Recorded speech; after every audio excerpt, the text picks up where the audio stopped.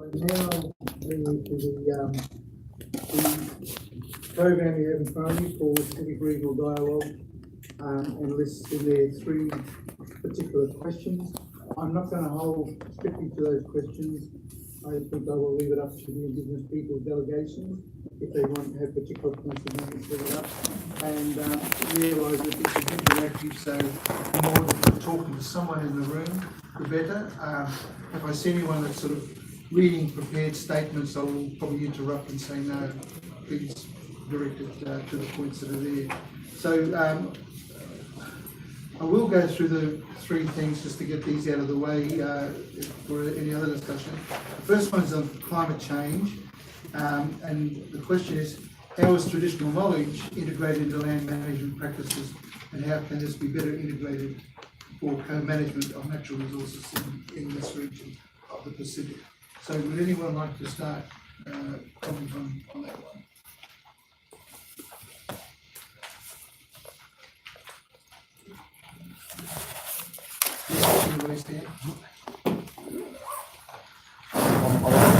So the Pacific Caucus has been discussing this particular prompt, and some of the key points to come out of that discussion include the fact that it's difficult for Indigenous peoples to enter into co-management arrangements to mitigate climate change impacts in good faith with certain member states that have militarily occupied our lands, and military being a big contribution to the carbon footprint of the Pacific. Another particular, I think, discussion item that has come up, which I will open up to the room, is the fact that it's very difficult to co-manage something that doesn't exist anymore. And so islands in the Pacific are disappearing, including those which are co-managed in Hawaii between us and the federal government. One example will be East Island in Papahanaumokuakea. This is currently nominally co-managed as a National Marine Monument by the U.S. federal agencies and the Office of Hawaiian Affairs. Yet this has not prevented the disappearance of East Island following Cyclone Walaka in the area once known as Lalo, today known as Hananui. And so, along those 2 points, I'd like to open it up to broader discussion. Any other speakers to introduce this item? Yes.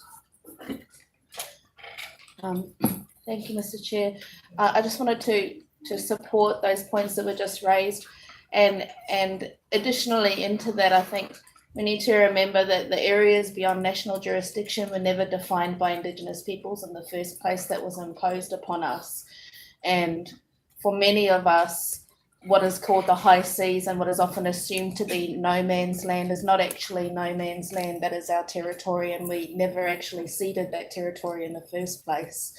And the proof of our continued occupation of that territory certainly is evidenced in our voyaging traditions and our long-standing histories and knowledge about those areas that have since been defined and regulated and regimented by a convention that was developed well before the Declaration on the Rights of Indigenous Peoples, that being UNCLOS.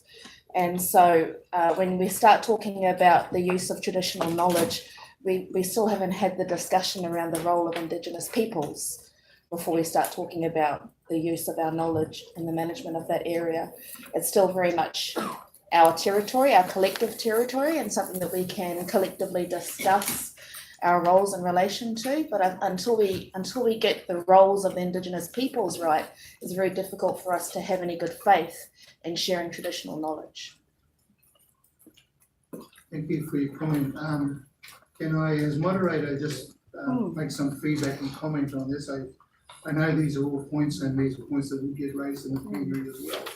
But if you can look to engage a little bit more for some response to what's being said, this is at the moment, I've got the issues I've written down 4 of them here, but they're like sticking notices on the wall. We're not sort of encouraging some discussion towards resolutions. Yes. Okay, well, my response to that would be that I would invite the member states to discuss with us how they would respond to the idea of this being Indigenous territory and what they are willing to do to engage with us around including us in the discussions, promoting us, making sure that we're present at the meetings, even making sure that we're resourced to attend those meetings, and inviting the meetings around the development of those territories to be brought out to the regions so that they can be accessed by Indigenous peoples. So I'd invite our member states to respond to that. Can you direct it to a state, please? Well, New Zealand would be a great start. Best to start at home. Thank you very much. I ask New Zealand, would you like to comment at this stage? Indeed, kia ora. Thank you, Tina, for your question. The reality for us is that although we are seeking to engage much more collaboratively and in partnership with Māori and tribes around Aotearoa, our ability to do that systematically is still evolving. So a couple of examples that we can go of ways in which we're seeking to make sure that the knowledge of the Indigenous peoples of Tanzania are present is, for instance, in treating the Whanganui River as a tupuna that enables the people of Whanganui to have a huge say on what happens on that river, around that river, and so it's a sign of a different level of engagement, as it were, with tangata whenua there. We also have existing co-management and co-governance arrangements around the country, imperfect though they may be. We are seeking to ensure that our arrangements, though, evolve. It's not the intent of our government, at least, to exclude traditional knowledge. But I think there is obviously a question that we would all of us have to answer together in terms of how that knowledge is then managed and or protected, so that it's not being ruled or regulated by arrangements outside of those that are okay for done to be. Are we able to ask a supplementary question? I'll allow a supplementary Thank you. if it's brief. Thank you. Thank you, I will be brief. The question is primarily around Indigenous people's involvement rather than the use of traditional knowledge. So what I'm specifically asking is, will you advocate for us to be involved in the development and negotiation of the treaty regarding the areas beyond national jurisdiction as tangata moana, rather than speaking on our behalf? The answer is absolutely. The Ministry for Māori Development, or Te Kūrikūpiri, is constantly advocating that. So but it is landing in an environment over which even Te Kūrikūpiri doesn't have any control. However, we are constantly advocating for Māori to be in the room making these decisions alongside government, with a view to ensuring that we're moving into collaborative effort and partnering in order for these decisions to be made to the mutual benefit of governments and tangata whenua. Thank you. I'll ask the other governments if anybody wanted to respond on this point. Thank you. Let's get the floor to the Thank you, Mr. Mediator. I listened carefully with the discussion on the issue of how the Indigenous people participate in the managing the area and region. I would like to share the Indonesian experience, how when the Indonesian government involved in participation of the local communities, traditional communities in the area of particularly in coastal areas and small islands. Indonesia consists of thousands of islands, 17,000. We understand the impact of climate change, because some of the islands are small islands, very small islands, tiny islands, and the climate change directly impacts the people who live there. The Indonesian constitution recognizes the right of customary law communities to say indigenous people, and for that reason, the participation in managing resources in coastal areas is firmly regulated by law. So the involvement, the participation of the local communities and the traditional communities is protected by law. The Ministry of Fishery, in particular, issued a law giving right to the traditional community in managing resources in the coastal areas. This is in line with the SDGs, implementation of SDGs, which is nationally chaired by the president himself. And the local wisdom that the traditional community have should be applied in managing the small islands. So we try to integrate traditional knowledge, the local wisdom that the people have there, in managing the small islands and coastal areas. The law that little regulated debt was issued in 2018. Thank you very much. Thank you very much for the information, and I'll open up to anybody from Indonesia who would like to challenge that. I hope that you will keep to the topic. I know it could potentially come a little battle here, but if you can just respond on this point about the question is co-management of natural resources. Thank you. For us as a West Papua and indigenous people, I think we're talking about the land and the resources like the core of our struggle for almost 60 years. We are struggling for our independence. We want to separate from the nation, but we want to manage our own country. Our land is God's gift and from a political reason. And to the point, our brothers from the Indonesian government, I would like to emphasize here is learn from the history. Indonesian military officials say, if West Papuan people, you indigenous people, you want to fight for your freedom or your rights, indigenous rights, you go to another planet, to go to another moon. Start. Ali Martaba is name. And then the recent Indonesian military guy also, he said to us, according to the development of West Papua case, we get the support from Pacific Island Forum in the Nomination Spread Group.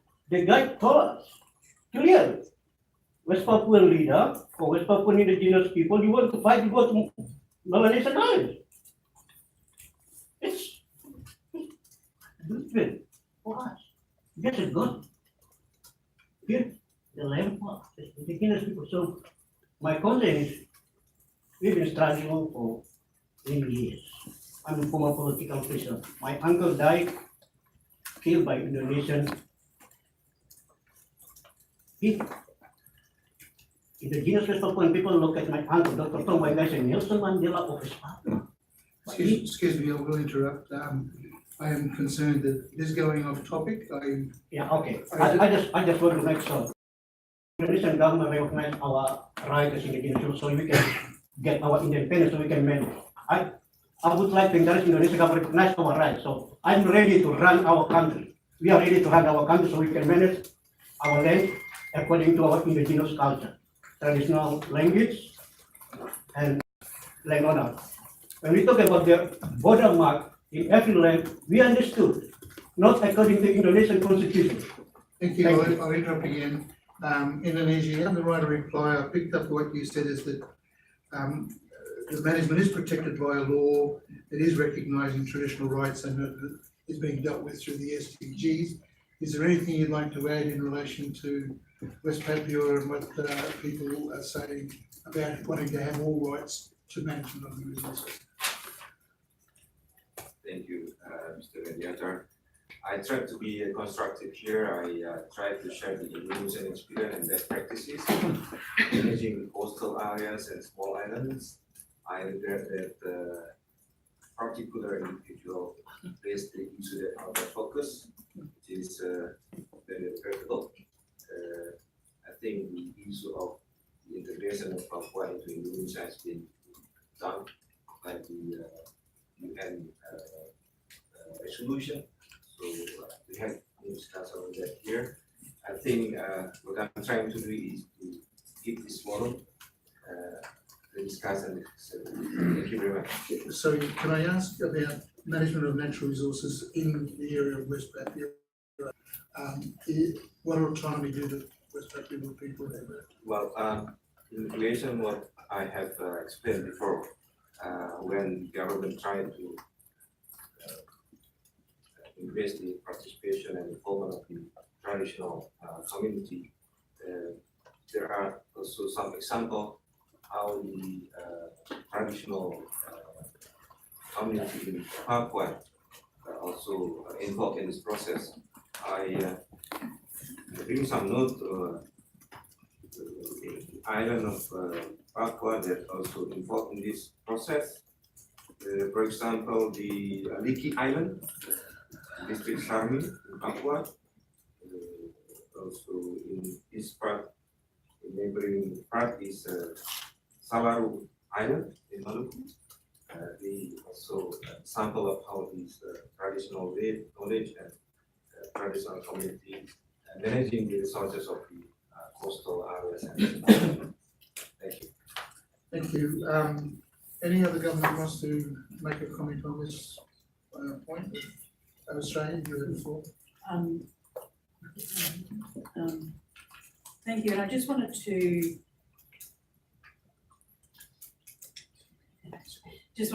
say before I started, and share that Australia at the moment is in what we call caretaker. We're in the midst of an election process,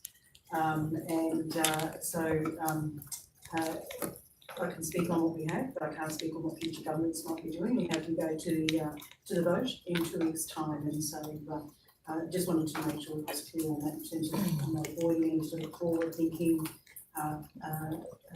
positions of government, but at the moment in that process.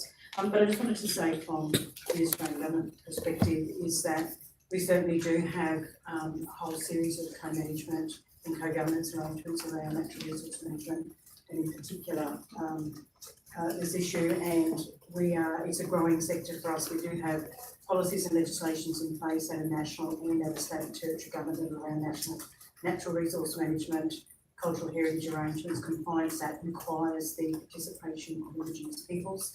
It of course is a growing and maturing sector for us. The government does invest strongly in what we call our Rangers programs, which is about local traditional owners being engaged in the conservation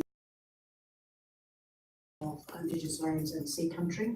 And we have a range of other policy arrangements in terms of Indigenous protected areas where they can define areas of land in which certain practice will occur, and set the rules around that as well. So just to say that is live, it is growing, it is something we're very serious about in the country. Thank you. I might just add there that Aboriginal people and caretaker vote too, so. We understand. I just wanted to add there that useful information that it's good to see the land and sea ranges being expanded, that traditional occupation is being respected, and that the government's increasing the programs to allow for care and management of areas. I mean, I would argue, of course, that more needs to be done, that hopefully the idea of traditional occupations are respected for the future for all governments as such, and not only land management, as we call it, but also even with the languages. is a big part of how Aboriginal law, Aboriginal knowledge, and so on is imparted in relation to caring for the country. I see someone wants the floor, so you have the floor, sir. Thank you, Mr. Chairman.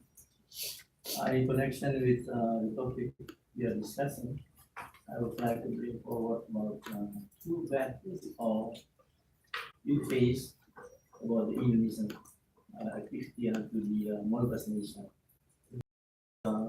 First migration is ongoing, going to Moluccas, and implicitly and explicitly it's gonna be like owning, occupying, and dominating indigenous territory with the ethnic cleansing, deforestation, and purported native plantation. And it's ongoing again until now. And you know what? When they came to Moluccas territory, they owned the land and the small land, and people from outside coming down, and then they own the land, and then they come back to their territory, they sell the land to the another people, and it is what's like a ceaselessness, okay? And the second thing. Sorry, can I interrupt? Again, it's off topic. Yeah. I know that you have points to make, and I hope that during the meeting, I'll give you the opportunity to talk a bit more about these, what I think are the political issues at hand. But at the moment, we're talking about co-management of natural resources in the region, and particularly associated with climate change and threats to the resources in the area.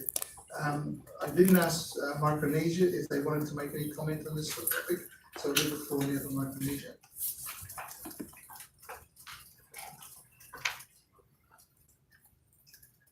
Thank you very much, moderator. I do have a few comments to share on this particular topic. Just a general comment about co-management of environmental resources, at least in Micronesia, in the Federated States of Micronesia. Most of the terrestrial as well as maritime spaces are owned by our local communities, our people. And our local and state governments are required by law to work with our people to manage these spaces and these resources. And so there are a number of programs throughout the country that rely on local communities and their traditional knowledge about these spaces, including in response to climate change that are ongoing. I do have a comment to make in response to Tina's query in relation to BVNJ or the ongoing negotiation for areas beyond national jurisdiction. I do realize that the second question kind of talks about UNCLOS as well. Yeah. But I can share my points now. At least for Micronesia and for the rest of the Pacific SIDS in the negotiations for the BVNJ instrument, it's very important for us that the instrument and its processes incorporate traditional knowledge of indigenous peoples and local communities.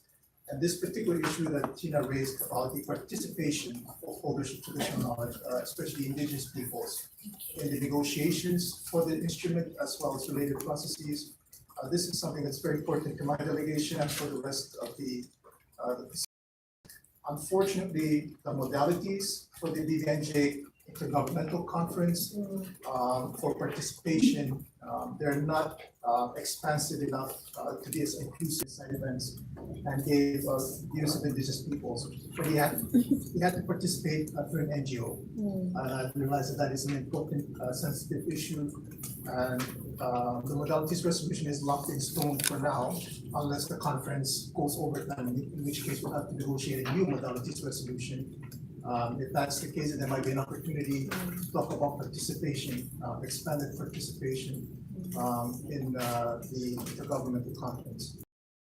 The organization also sees a lot of value in doing a lot of this work for the BVNJ instrument at a regional level, including making sure that there is robust regional participation of relevant peoples and parties and stakeholders in implementing this instrument. And there are quite a few workshops that take place in the Pacific region that I think can be opportunities for representatives of indigenous peoples with relevant traditional knowledge to participate in.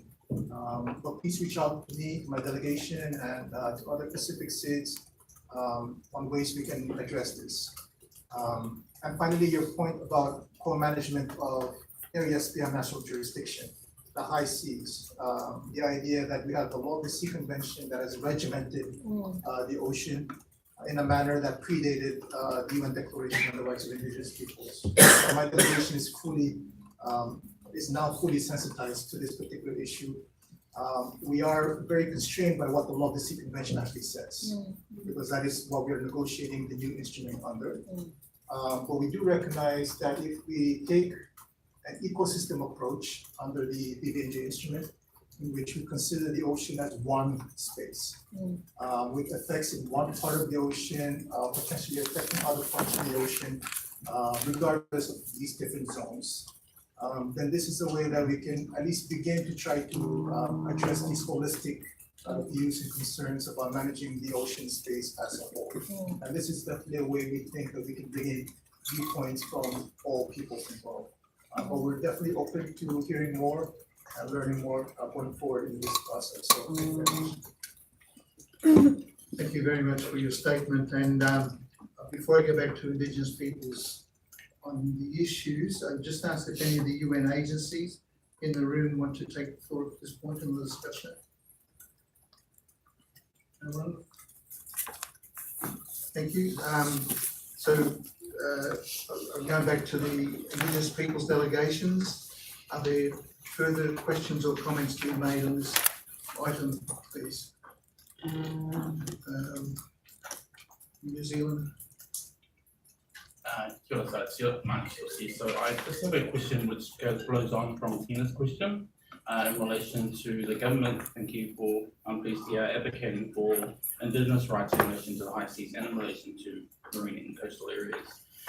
My question is in relation to the Marine and Coastal Claim 1 Act that was enacted in New Zealand and restricts the rights for Māori to make a claim to their customary title to the 12-mile limit. Is there anything that the government is going to do to remove that restriction? Yes. I'm not aware of anything that the government is going to do to get rid of that restriction. Not aware of one of them.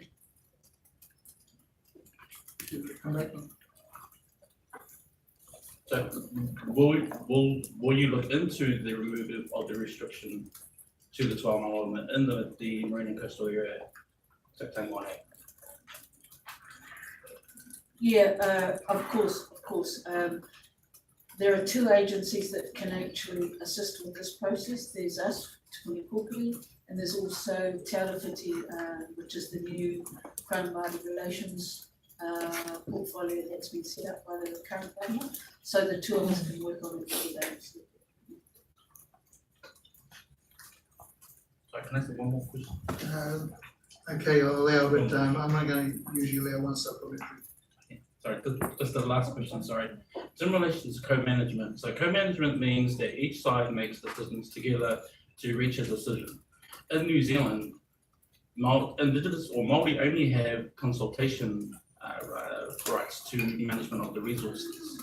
What is the New Zealand government going to do to change that from consultation to co-management level? So one of the things, as I mentioned earlier in response to part of Tina's question, one of the things that the government is shifting to is actually talking about collaboration and partnering. So from Te Puni point of view, our expectation is that means in all parts of the process. And therefore, we would be advocating in Te Puni for Māori to be an integral part of designing the system and process, as well as trying to work out what the solutions might be. Having been a part, though, of a treaty settlement process in which co-governance and co-management arrangements are a constant source of grief, one of the things that I know to be important in that context has been the extent to which these arrangements can only happen in a context that's been created by a government on its own. So one of the things that we clearly have to think about is what we can do to create a shift in that environment, whether that means we can actually change the provisions of MACA or any other piece of legislation for that matter is another issue. But the important thing, and I think positive thing here, is that we want to actively have this conversation. So quite apart from choosing particular pieces of legislation or arrangements that have already been made, we're trying to think more broadly about how should we be approaching this over the longer term and more systematically as government. So that's something that is certainly on the agenda at the moment. How soon it comes to fruition, I honestly couldn't say. But all I can say is that we'd be advocating for it to be resolved sooner rather than later. I thank very much the Minister for taking the time to give a longer answer on that particular question. Now I see, I'll give the floor to West Papua first and then come back to New Zealand. But can I just remind West Papua that we are talking about natural resources and management, and I will again interrupt if it comes down to more difficult questions about the time. Thank you.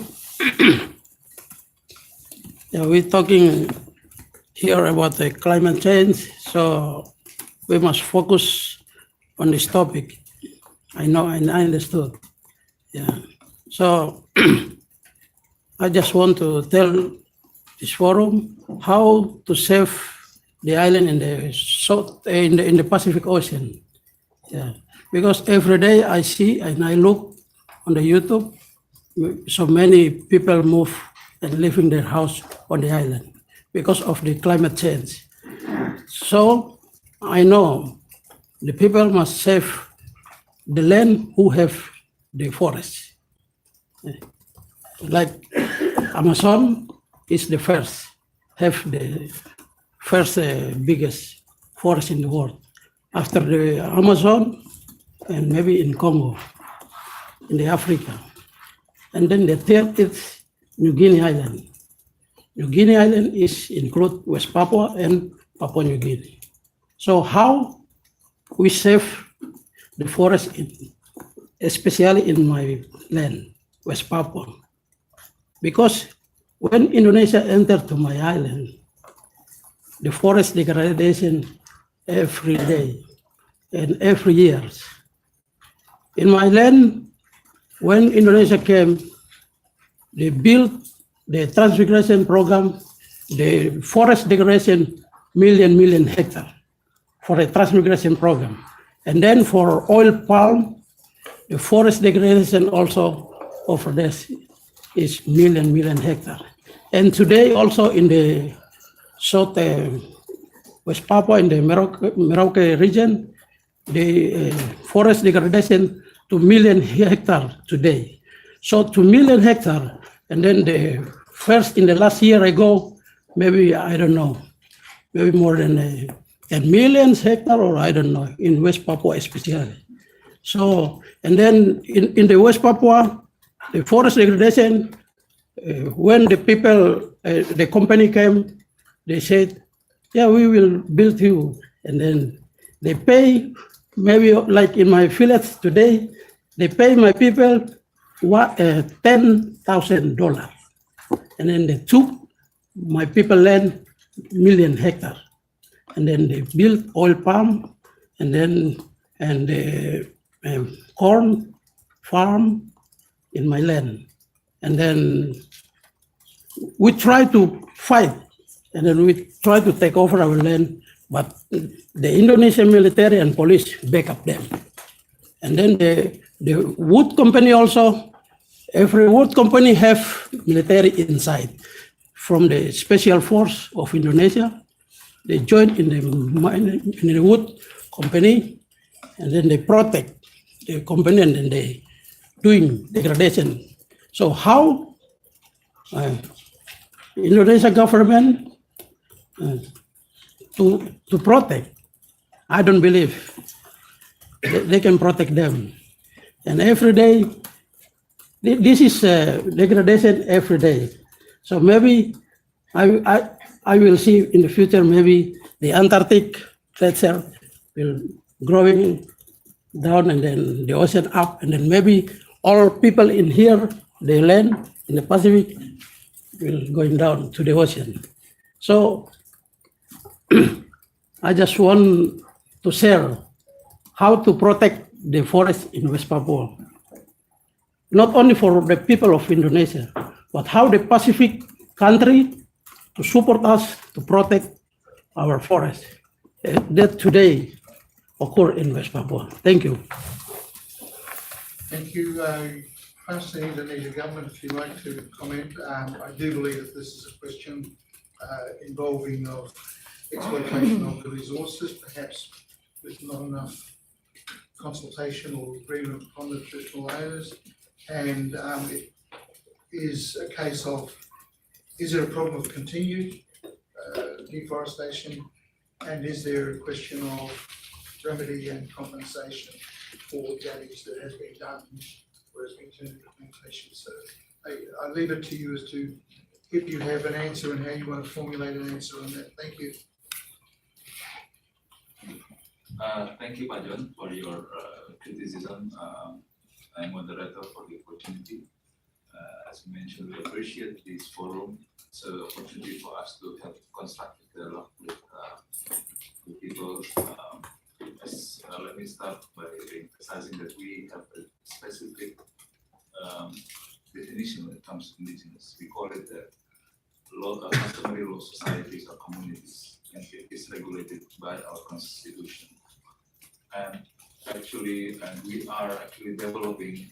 So we are developing the robust regulation in order to give these customary laws communities their rights, their collective rights to have their specific land, parcel of land, where they can exercise their customary laws. So this is the Indonesian government, what Indonesian government is doing and has been doing. We have a regulation for that of the Minister of Internal Affairs of 52 of 2014 on the recognition and protection of customary law communities. And this process involves self-identification, and then there is a verification process and involving consultation between the communities and the local government. And the central government doesn't have all this. So this is really delegated to the regional governments. And they are, once they have the stature of the customary laws societies or communities, they will be able to run their own economic, social, and cultural aspects of their lives in the area that they is designated. In Papua alone, in our provinces of Papua, we already, at least what I have here in March 2017. Excuse me, can I just interrupt for 1 second? Well, I understand that there are people filming in this room, and that it may not be in the spirit of saying of not focusing on any particular individuals and so on. So can I ask people to stop filming and recording if they are doing it? You are, we've agreed that you are entitled to take a general photo of the room and the people, but not anything specific. Thank you. I hand it back. Thank you. Thank you. Thank you, sir. In March 2017 alone, the government granted right to manage 2 other villages in West Papua provinces under social forest scheme. So, and in all of Indonesia, until 2018 November, there is already 35 units of traditional forests that cover 22,831 hectares of forests. So this is we recognize, our president himself recognized that we have to trust the local society, the customary law society, to manage the land in their own ways. So the catch is, with this right comes the responsibility. They cannot sell the land, they have to manage the land in their cultural ways. So this is how Indonesia is doing, and I think in addition to that, not only inland, but what my Mr. Ramadan mentioned, we also did the same on the coastal areas.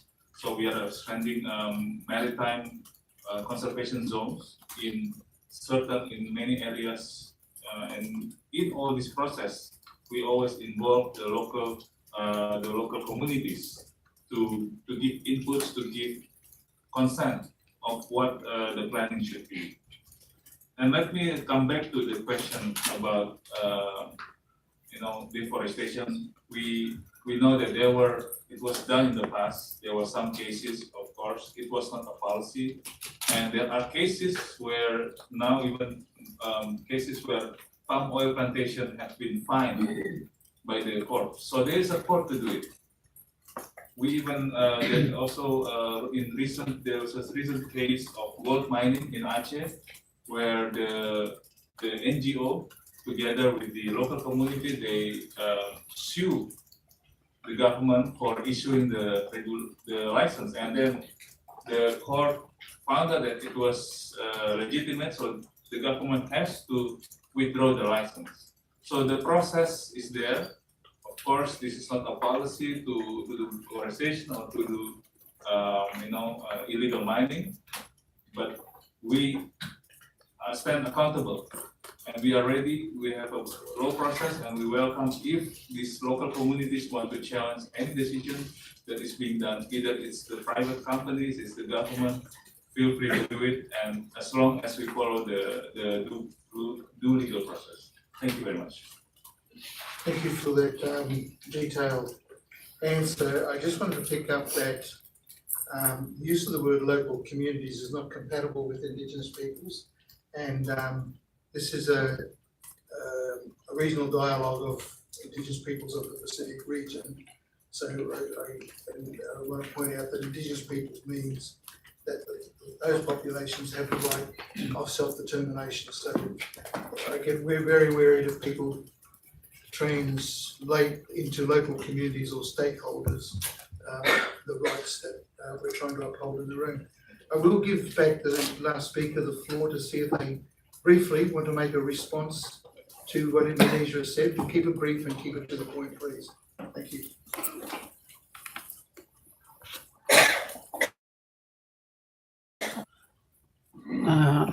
I want to explain my experience. The customary, they say they set up the customary council like that in Papua. The customary council now fight with the indigenous tribe leaders. Yeah, because we have the indigenous tribes leaders and the customary council that the government set up. And the government set up with the people they choose to sit on the customary council, and they're talking and they arrange by themselves. But the indigenous people and our leader not include. And then they're talking by themselves, and then they arrange by themselves, not for us. So, Thank you. yes. You've made a particular point there. Samir, were you wanting to talk to this discussion? I'll take you first on this. Thank you. Now, just on the point, that you made on indigenous peoples versus local communities. I guess that in the case of the UN Human Rights Office, of course, we would prefer that all states refer to the qualification of indigenous peoples, but we do understand that it's not always possible. However, I agree that more and more now we have in national legislation, but also in some international like CBD, we have indigenous peoples and local communities, and I guess it's getting confusing.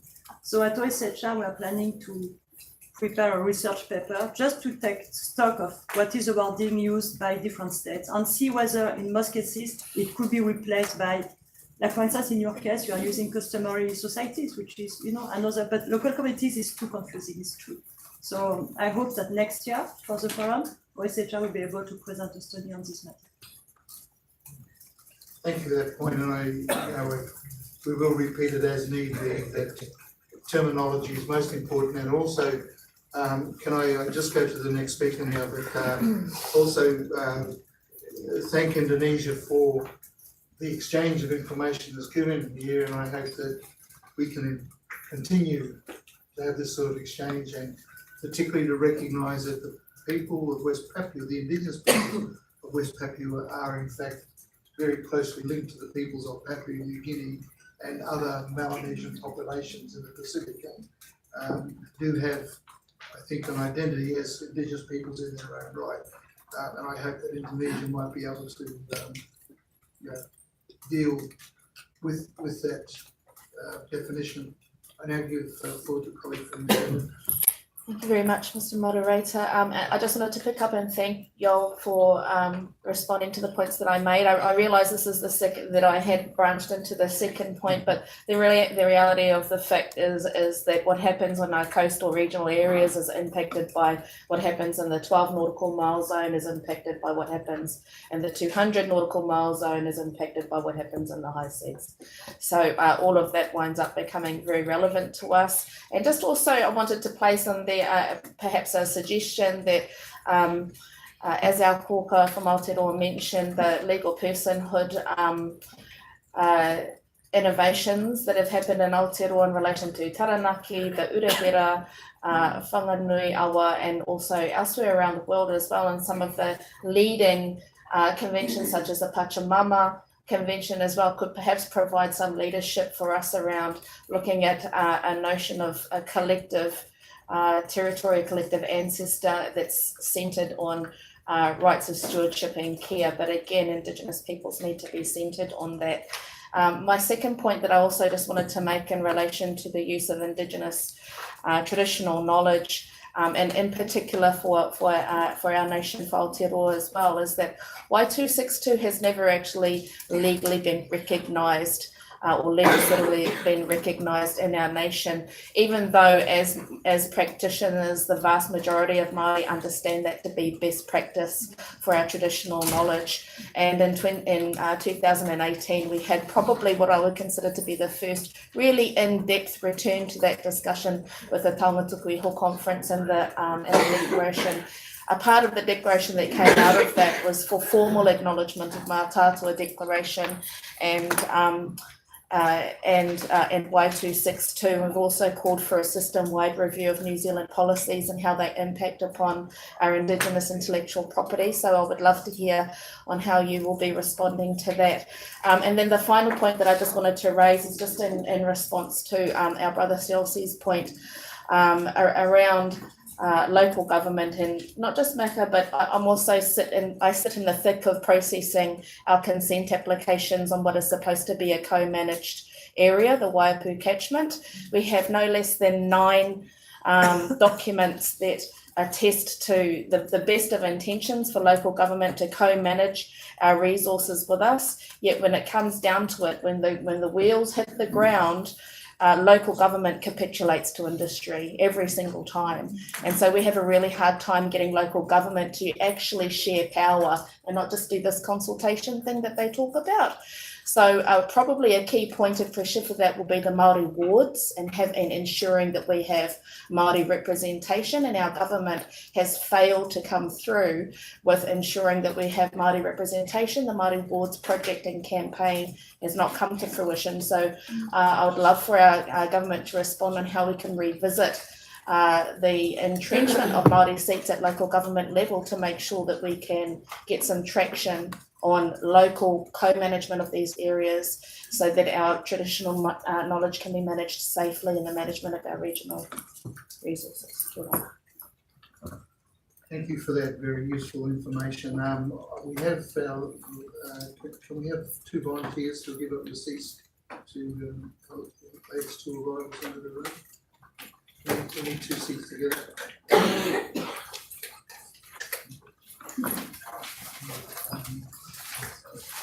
Thank you very much. Thank you.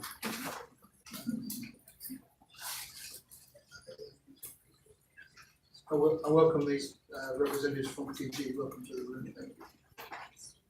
Thank you. Now, we'll be moving into question 2. Before I do, so are there any more raised hands in relation to item 1? Yes, so I see 3 hands, so I'll go to you first. Just 1 minute. Thank you, sir. So, a question for Indonesia. Can you explain to us, all of us over here, about the natural resources of the South Northwest Indigenous people, like natural sea resources, like gas, oil, fish, and mining? It's every year, it's millions of dollars go to Jakarta and never coming back. Can you explain that? Thank you.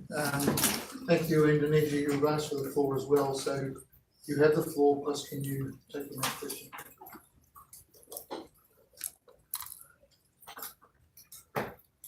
Thank you very much.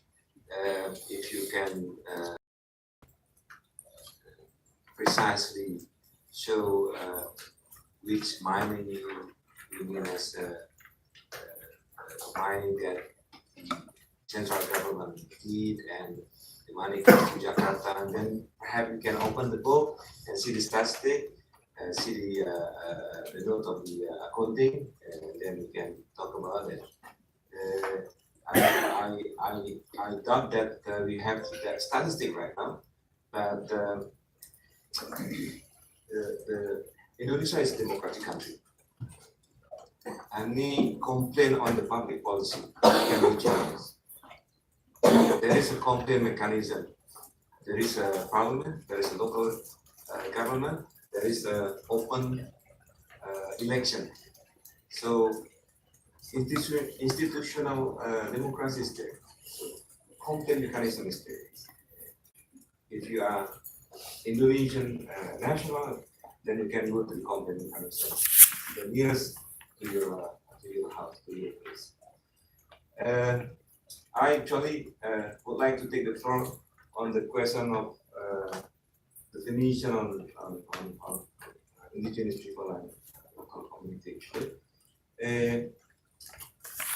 In Indonesia, the structure of the people before the colonial era, when the Dutch came 100 years ago, and up to now, the people is there.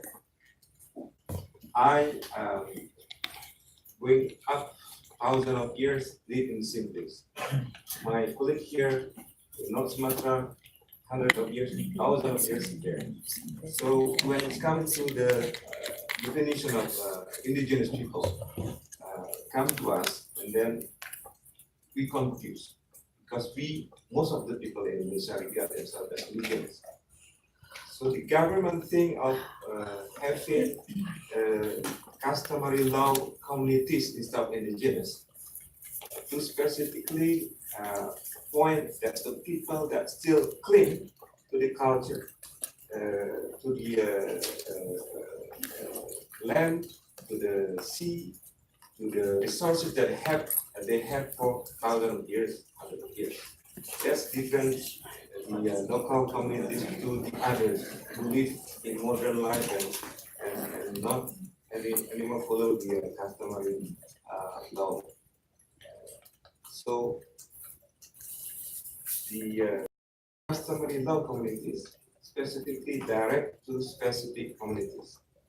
Indigenous people in our understanding is most of us, most of Indonesians are indigenous. That's why we prefer to use the word rather than indigenous people, because we all indigenous in Indonesia. Thank you. Thank you very much for raising a topic very dear to my heart.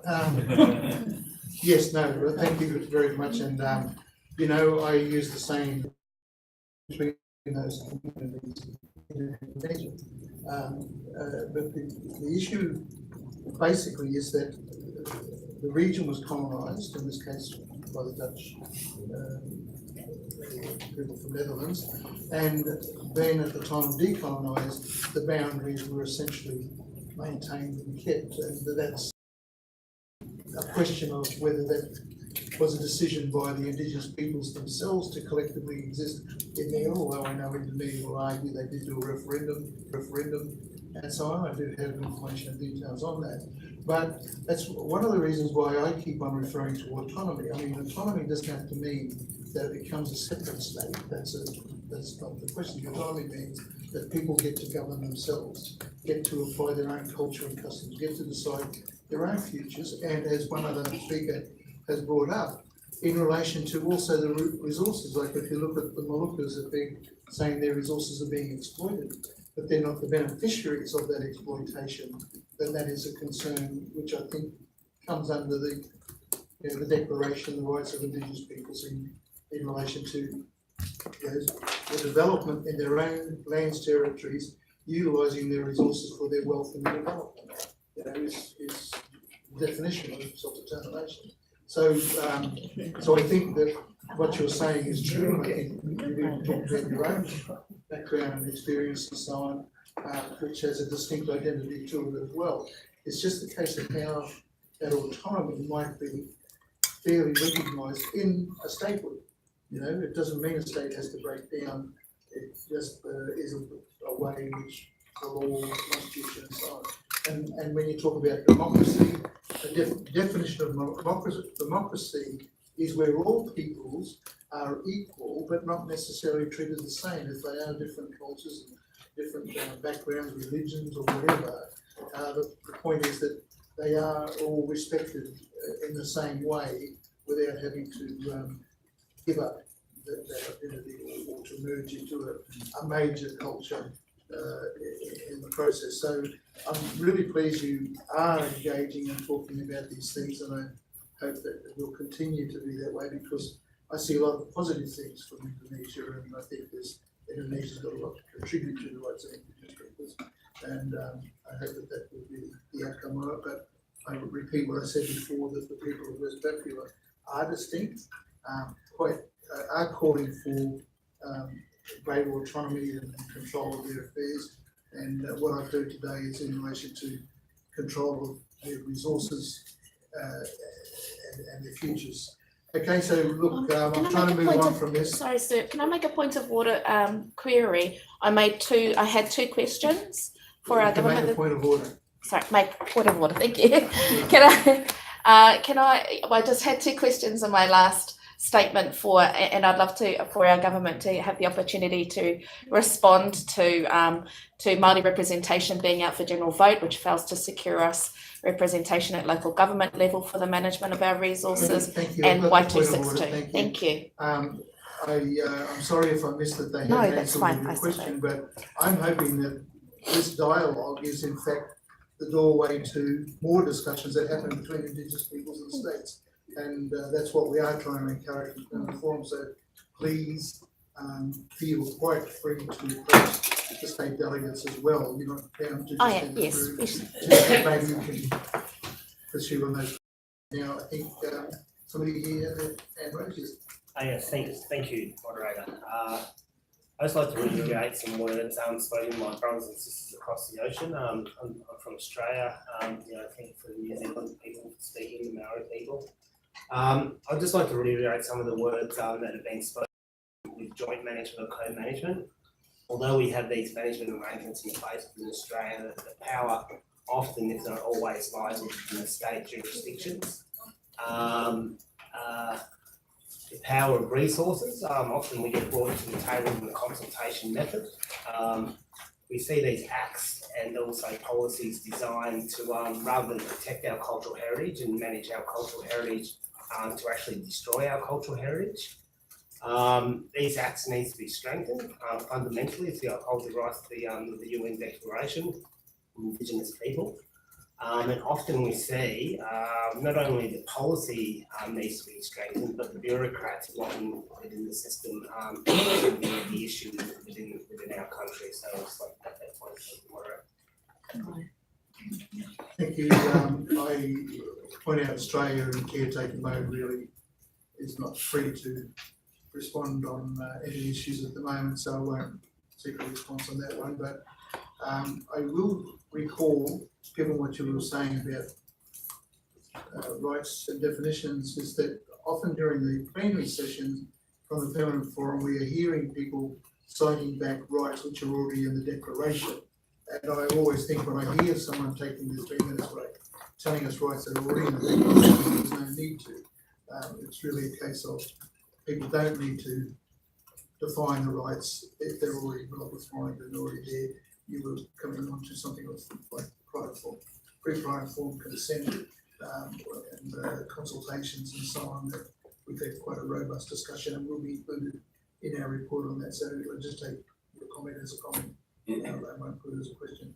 Anybody else want to speak at this stage? Is it on the first question, because I'm going to say, Yeah, that's yes, it. you have the floor. Yeah, that's my content, I'm talking about the rule of law regarding to this touch point, so my content about the law, the government related to the killing of other indigenous people right in West Papua, the law number 77 in 2007. It's possible that we can, like, under the government, legislation now, remove the law so we can exercise our right as indigenous people in West Papua. The law is called number 77 in 2007, because the law we organized many protests. People get arrested, spend time in jail, including my cousin. We push them. Thank you. You've made your request. I won't ask for a response on this particular statement. We're on question 2 now, which I touched on a little bit. It's been Indigenous peoples have a voice equal to states in the governance of this region's oceans, that's the Pacific, and in matters of marine biodiversity. Within the works of WPLO, an advisory committee of Indigenous peoples has been suggested. Has there been any progress towards such a committee, and what other practices or policies are in place as set out in the declaration? I'm not sure who that question is actually directed to. I'll just ask if anybody wants to take the floor to ask a question or make a comment on that question there. Yes, Thank you, Mr. I just continue his question. It's not just 77, but number 60, 2017, that amputation or free expression. And Indonesian government regulation, I don't understand, can the lower law can against the upper law?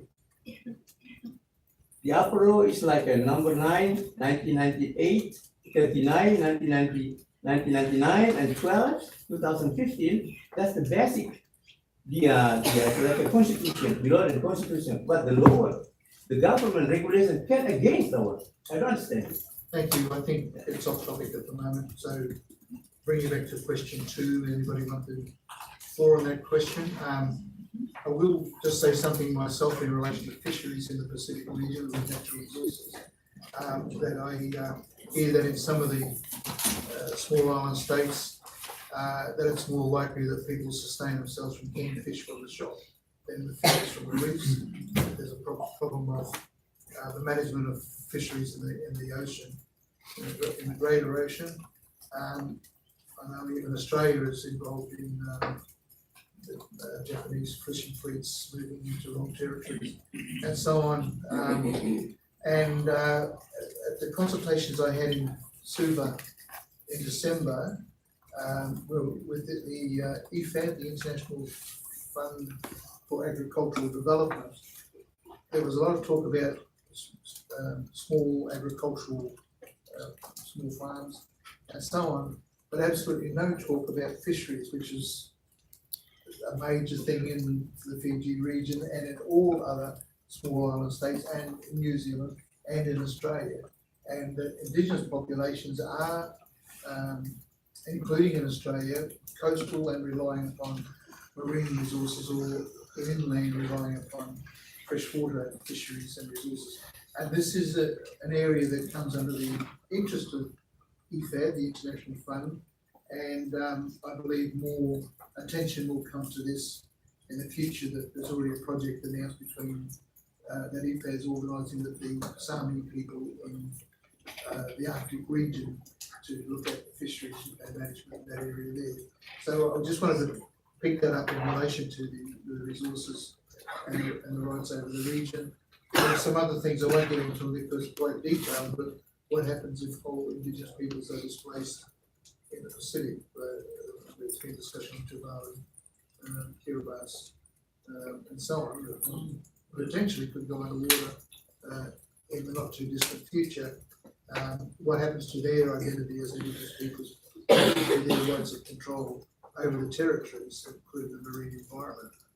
Bear in mind that Kiribati, I understand, has a territory as large as the USA. So these are some things that are on the books that are relevant to Indigenous peoples, and that in my role in the Pacific region, I'm needing to find out more information and also more answers on it.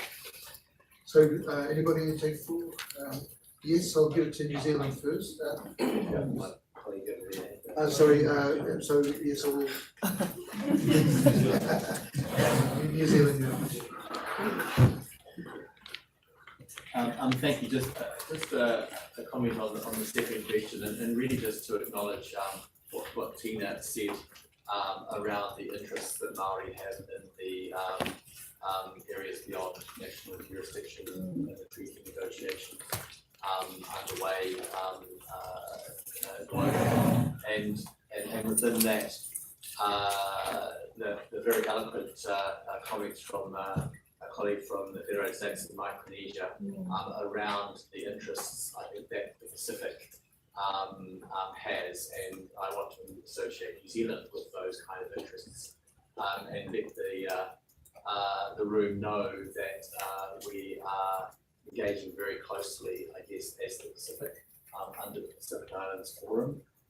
There's some technical expertise within the Pacific Islands Forum under the Office of the Oceans Commissioner, and they're providing technical support for us, which complements our own national capability and capacity. But within that, there's a very active conversation. We certainly are championing that the issues of Indigenous peoples within that negotiations on issues like cultural connectivity, adjacency, I think which you touched on, around pan-traditional knowledge. These are issues that we are, and a colleague talked about a number of workshops that we've been at, and we're having discussions around what does this look like for our region, and within that context, our specific national interests and jurisdictions. So what I want to say is I hear the interest in the comments, Tina, and from others, and I will certainly relate it back to our negotiators and make sure that we're connected and that those genuine interests that you have outlined are part of our thinking in terms of what we project into those negotiations, knowing that we are subject to these modalities that have been built around it, but that shouldn't let us stop us forming our own national position within negotiations. Sure. Thank you. Give the floor to Indonesia. Thank you, Moderator. Just want to give like a generic answer to the question about legal regulation and everything. Our legal regulation have been challenged several times, and there are times when we have to revise our regulations all the way from, except even constitution we can change. So, but there are ways to do it, and please, any citizen nation can do it. One of the success that is celebrated by the, what we call again, customary law communities, was the 35 decision by the Constitutional Court number 35 that regulates the customary law society rights over forest, traditional forest. So it was one of the success where the challenge gave the right to the traditional, to the customary law communities. So that's my generic answer to that. And I think to contribute to the question, I think we'll come back at the end to the fact that we have a delegation now from the Ministry of Fisheries. I was talking to them earlier this morning, and they mentioned that there is a program we are revising our law on fishery and ocean. And one of the principles that is being pursued is the role of the customary law communities. Now it's still at the ministerial level regulation, which is upgraded to the national regulation. So they even will have stronger stance in our legal framework. So that is where we are going now. While waiting for that, now we are already doing kind of based on patchworks, but it's still working. For example, when we devise conservation area for coastal and small islands in Teluk Bentuni and Sorong Selatan Bogor in Papua. You must be familiar with this. At least 10 tribes were involved in the discussion in the master plan. So this is already in fact we are using the existing regulation is not very strong, but because it's what matters is the political will to involve the customary law communities, and because we trust that they we have great success. For example, recently last year, we won the Regency of Bintuni won the UN Public Service Award for using the traditional network to fight malaria from 99 deaths per 100 into just 2 to death per 100 in just 5 years. So because we acknowledge the traditional knowledge, the local communities, the customary law communities has wisdom, and then we want to let the people to, like you said, moderator, to regulate themselves in using their law, their knowledge to solve their problems. The government role is only to use space, to give the regulation space and financial support when it's necessary. Okay. Thank you, and Tina, do you have anything? I did, thank you, Mr. Moderator. One of the larger concerns in relation to marine biodiversity in the Pacific that we've been noting in our voyaging trust is that of militarization, military exercises and maneuvers, and in particular I wanted to highlight the environmental impacts of RIMPAC upon our marine biodiversity in the Pacific region. New Zealand has only relatively recently returned to participating in RIMPAC in spite of the continued concerns around its environmental impact.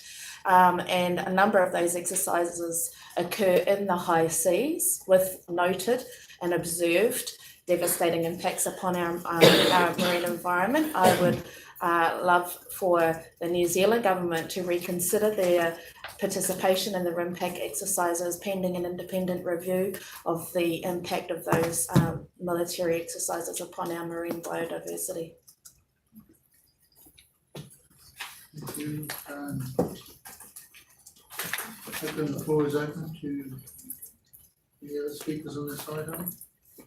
Yes, Mahalo, moderator.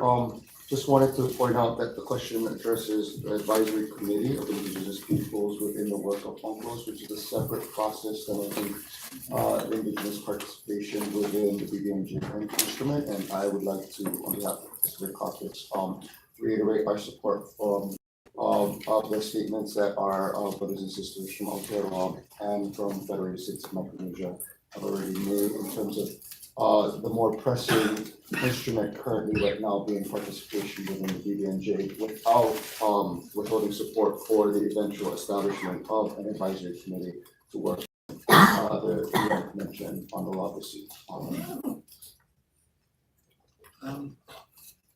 thank you. It might help to have some indication from around the room in relation to the proposals of an advisory committee, if it is supported during this discussion, that committee be put in place. I'll just ask if there's anybody who this sense has a negative approach or view to the committee. Otherwise, something we'll take into account from the committee forward. I see no dissent. Thank you. It might be time to move on to agenda item 3. There we go. Got plenty of time.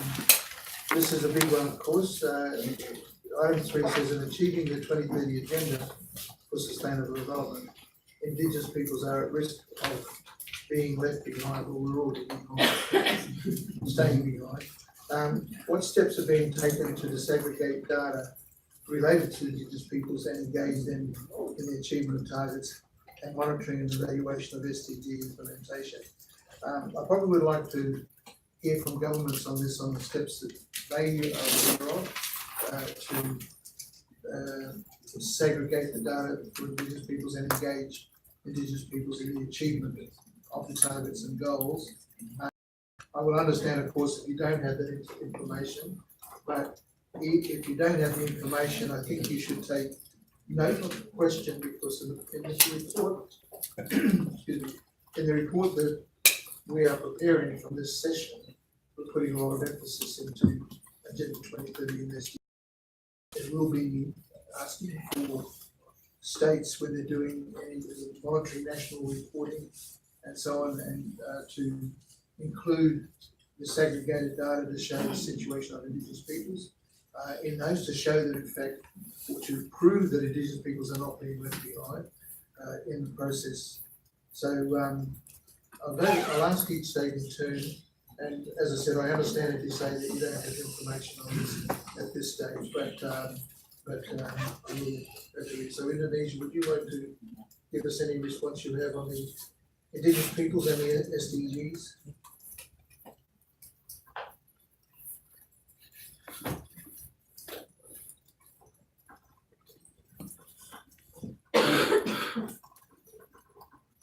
Thank you, sir. I think with regard to, we'll coming back to that question, because as I mentioned, to be fair, we don't have segregation of data based on race, based on that any trace, physical trace.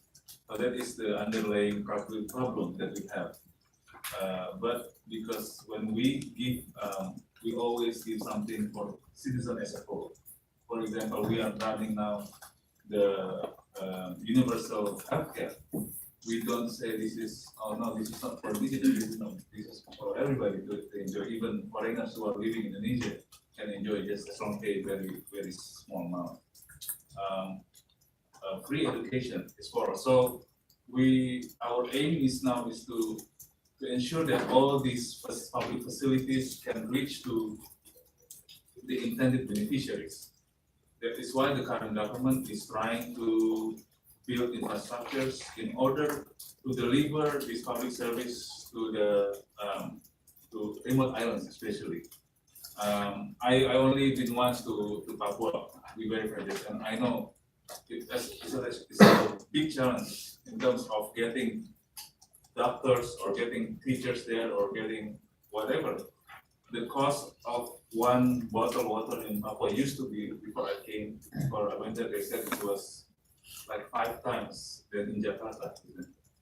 But with the development of infrastructures, now we can deliver more goods, deliver more services, public services to the small areas. So this is the government program now is trying to deliver that, because in terms of the public service, it's already there. We already allocated the fund. It's just a matter to get people to have the access. That is why the emphasis on infrastructure. The challenge, coming back to the indigenous definition, this is something that we are still in the middle of discussion. Maybe once we have this settled among ourselves, we'll be able to present it as indigenous using the term indigenous. But now, I hope it will work. We use the customary law communities as long as it can catch mouse, it is a capital. Thank you very much. And I can imagine for population of between 200 and 300 million people, 263 million people, and great diversity. How many languages would there? 700 languages. Disaggregation of data becomes a real challenge. I can understand that. However, I think, and I noted your comments. I would like to ask if Indonesia would talk to our Secretariat in relation to this about can data be disaggregated, how should it be disaggregated, because there is no doubt that I'd like to say a great variety of distinct ethnic communities and religions and so on in Indonesia, and I don't believe that West Papua or Mauritius Aceh would be the only ones that would say that they have the distinctions of the characteristics of Indigenous peoples that can probably with the other communities as well. So I think it's a real challenge, but at the same time, it could be a question, and I don't have an answer or inkling of this. It could be that let's use West Papua just as an example, that the population could be in fact be disadvantaged as compared against the rest of the Indonesian population. That is not for me to say, but in that sense, Agenda 2030 won't work if it doesn't deal with the fact that no one is left behind in that sense. So thank you again very much for the information. I'd like to hand to Australia to provide some answer on this. I have to admit that I have been involved in SDGs, as you're aware, in Australia with Foreign Affairs, and did a presentation on leaving no one behind. So, but I'd welcome any comments you have on this one. Thank you. Just to say, as you would know, Chair, that we don't have a consistent approach to the disaggregation of data by indigeneity. Consistent collection approach to data in the context of indigeneity. So, we have a broader issue, of course, around collection of the right data and the sharing of, including the participation of Indigenous peoples in that collection and the analysis of that data, but also the access to the relevant publication and the public nature of data. We are, though, through the review and refresh of the closing gap agenda in Australia, which we are certainly aligning to this CFG, using it as an opportunity to create far more efficient and effective data framework. But certainly look forward to the commentary. Thank you, and I'll add to that I see myself continuing at the national level to pursue SDGs and try and get some way of looking at the collection of disaggregated data and where gaps exist that might be dealt with and so on in that process. Micronesia, this would pose too much of a challenge in SDGs, but would you like to make any comment? Thank you very much, moderator. I do think that echoing the comments of others, just a general challenge with collecting data overall in relation to SDGs. In terms of disaggregating data for purposes of indigeneity, this from a personal point of view, I'm not too directly involved in SDG work, but one possible challenge with that sort of approach is that, at least in my country, we have difficulties with trying to identify who are Indigenous peoples for the purpose of disaggregating data. Because for the most part, the peoples in our islands are the first peoples, the First Nations, so to speak. And so perhaps a better approach might be to ask certain questions while we're collecting data. Certain questions relating to customary practices, customary management of environmental resources that rely on traditional knowledge, including with respect to fisheries and forestry management and the conservation of biological diversity. That would in turn help inform our implementation In July this year, and it would be helpful if there's any useful information that we can get about that one. We have a difficulty in the permanent forum in that we're making recommendations, but we're not sure whether they will be picked up in time because our report to ECOSOC is in June, and because that occurs in July, and then there's the high level in September as well. So we just have a problem about our reporting on this, and our reporting would be to urge that Indigenous people are not left behind in the process. That's our given for New Zealand. In the process, that's our given for New Zealand.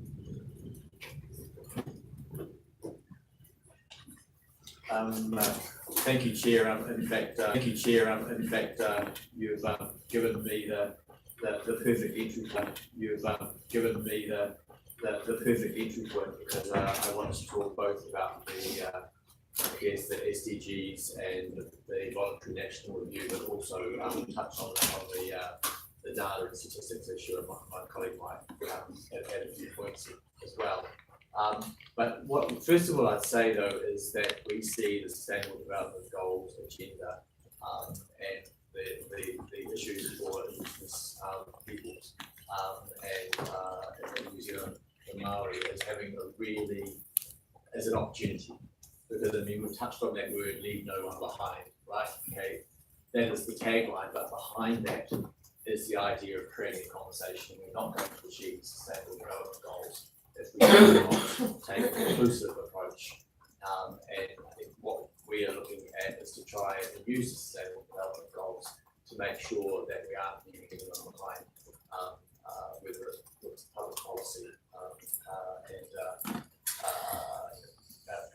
resources. So, as the chair's noted,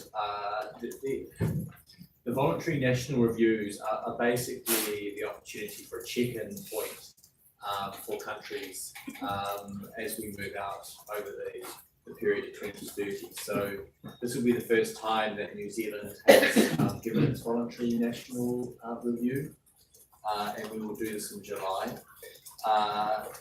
So we have been working on the document, but there's two parts to it. One is the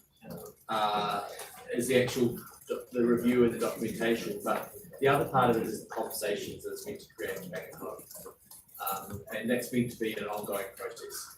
So there will be a document, but that's not the end of the process. Agencies in New Zealand have been developing their contributions to the New Zealand National Report, and those agencies have been directly engaging with national groups. Punakokiri and Te Arapiti, government agencies, were provided an opportunity to review the report in full. And we really do acknowledge the cross-cutting interests of Maori across the goals and New Zealand reporting. And the report will be consulted in its entirety this month. We're under some tight timeframes, so it will be out shortly for consultation. And for us, the Maori voice is an important part of the story that we tell as a country. So we encourage you to look at the report and provide us with feedback on the government's actions as they're described in the voluntary national review. We have to have it into the United Nations system by mid-June.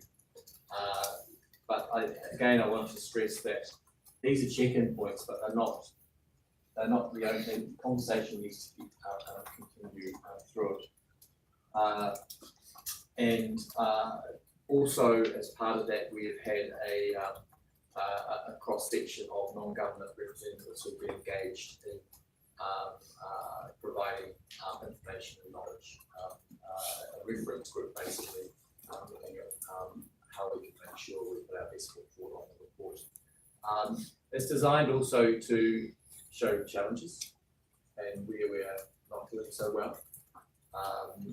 As well as showcasing some ideas where we think we've got some policies and ideas that we want to show others, but it's also going to outline some of those challenges. And happy to engage with those at the table who are interested more around that process. On the data and statistics, to say that we don't have a formal principle regarding disaggregation of statistics in our official system, but however, in practice, we take the approach that where possible and where relevant, our statistics are segregated for Māori. And as been alluded to, I think, from our Australian colleague and also Indonesian, there are challenges around that. There are challenges around the quality of the data. There's also challenges around participation, of which can lead to not lower quality. And in fact, in our latest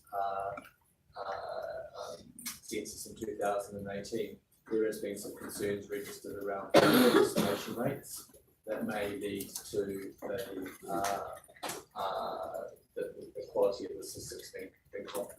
And the government's looking at a review underway of that census and how we can make sure we get the best outcome and increase participation on that. In terms of the other side on the SDGs, the government is also through Statistics New Zealand delivering a Aotearoa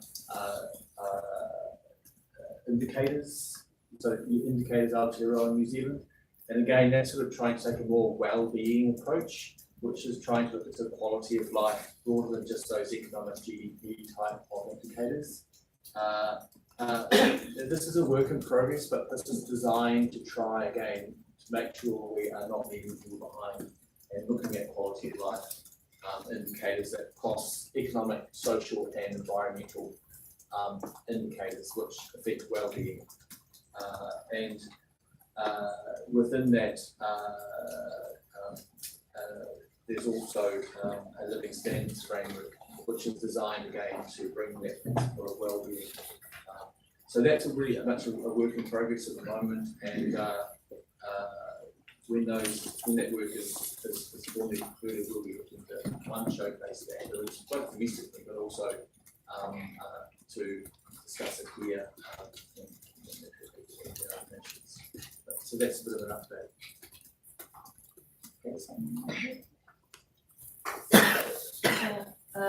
I just wanted to add to what Craig has talked about. In general terms, the disaggregation of data vis-a-vis Māori is not something that is actually difficult to do. However, the story it tells is a difficult story. It's a challenging story. So one of the things that the disaggregation of data has demonstrated is the extent to which Māori have in fact been left behind. So we have been, so it's something that we're grappling with all of the time. The thing that I think is quite important to note is that data on its own doesn't tell a complete story. So without the insights from the people whose lives you are describing, and without knowing what their lived experience is, you know, what it's like to be them, then the data I think is kind of meaningless, because it simply addresses one part of a person's life. So one of the things that we've been challenging fairly consistently is the need to ensure that the story that is being told about people, that is the complete story, which in my view is the thing that takes you to the SDGs, is the thing that we need to be concentrating on. So having the data on the one hand is one thing, but what you do with it is then another thing. And so we're constantly challenged by the fact that the data continues and has persisted to be a negative story in relation to Māori. And so one of the things we have to deal with is not just get the information about what's going on, but also then figure out, well, how do we solve these problems?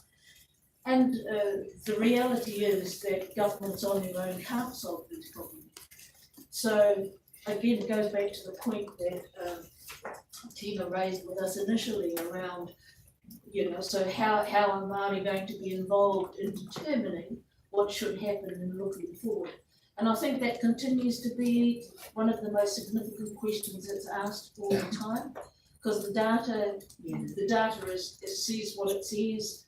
People's experience of their lives is such that that we know that the only way to bring some comfort to them in their lives and for them to realise their aspirations is for them to be a part of sorting out what we do post finding out what the information is. I think one of the other important things from our perspective in New Zealand is that there are sort of three things that At the moment, the cornerstones of a triangle that we're trying to pull together into Punifupi in the Ministry of Māori Development.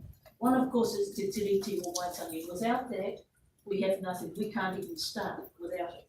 So how we actually proceed on the basis of Te Tiriti or Waitangi is a big issue. Y262 is another big issue, i.e. how does Mātauranga Māori or Māori knowledge and the knowledge of other communities and other populations come together to help us formulate how we might handle things in Aotearoa, New Zealand. And then, of course, there is our development of a national plan of action on the declaration, which we're just getting into now. So those are the things that we would expect to see some response to the data coming from. And I think I just wanted to emphasize that gathering the data is not necessarily good enough, but it can help you point towards perhaps some pathways forward that might work in the future. Thanks very much. I'm going to call for responses from Indigenous peoples in the reverse order. So from New Zealand, would anyone like to take the floor on this? You can make your own comments or respond to the comments that you have heard from any of the governments. Tim. Thank you very much for your comments, and I support much of what you've laid out here in relation to the SDGs, and this is an issue that we have raised multiple times in this permanent forum and in the previous permanent forum as well. SDG 16 in relation to peace, justice and strong institutions really requires for us to consider the heritage of our stories and how these things create or dismantle our understanding of our history of peace and justice in Aotearoa. And there are two issues really at play that I think that New Zealand could be operating better in this sense. And one in relation to the compulsory education for our land wars in Aotearoa, which was not picked up upon by our government, and which would provide an excellent platform for New Zealand as a whole to understand how our economic base has been built off the dispossession of Indigenous peoples, and the way in which they can contribute towards a more robust and informed understanding of our history of injustice, insofar as setting a path towards a future of justice for Aotearoa. And then the second issue, of course, is the state-sponsored celebrations of Captain Cook's invasion of Aotearoa in 1769.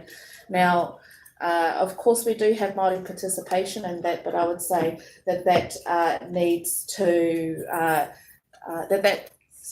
there's Māori participation in that, but that's probably better seen, and how it's been put to me is that it's going to happen, and do you want your voice to be a part of that or not? And given that choice, most Māori would say, of course, we want our voice to be, so otherwise we'll be erased in that whole equation. But that isn't necessarily a ringing endorsement of that level of investment. I've counted at least $25 million going towards the re-entrenchment of those colonial fictions surrounding the invasion, but also that this is something that is not just happening in Aotearoa, but it's rolling across the Pacific, and the framework for the celebrations in Aotearoa have been applied in Australia to justify tens of millions of dollars of investment into the arrival of Captain Cook in Botany Bay, where he declared terra nullius, and the experience of colonisation that was set in train from those events have been obviously, I don't need to explain here, devastating, equally devastating for our people. Now, there may be some pockets of Indigenous truths that can be embedded in these events, but there's no way to contain the mass amount of colonial mistruth that is provided in these events as well. And the implications for that when it's rolled out through a national curriculum is devastating. The implications for that that we've already seen, the mistruth that has been spread through our media, through local signage, and through those curriculums and events are going to have implications across multiple generations. Now, in our hometown, where this is going to be the nexus in Turanga Nui a Kua, the nexus of these celebrations. Urban schools of immersion are now considering perspex guards across the fronts of our schools and the reception areas, because we're worried about the emboldening of white supremacist groups who we have already seen platform themselves as devotees of Captain Cook because of what he did for us. Jumping over, or being emboldened over that period, jumping over the front desk and shooting our children. We believe that there is a heightened risk for our people, particularly around the reenactments and that are coming up on October the 9th. We're very offended that the Endeavour boat will be coming back and reenacting the inception of colonisation on our lands, and that is a direct affront to the promotion of our Indigenous truth about what happened there in our nation and across the Pacific. Kia ora. Thanks, Tina. Anyone else from New Zealand wanting to comment? Yes, you have four. I just have a couple of comments. The first one is in relation to the aggregation of data. So in New Zealand, we have the current Health Kaupapa inquiry, which is talking about statistics and availability of statistics for Indigenous people, and there's virtually none available. I want to know if the government is going to look into that now instead of waiting for the Waitangi Tribunal report, which will come out maybe 2 to 3 years later. If you comment on that.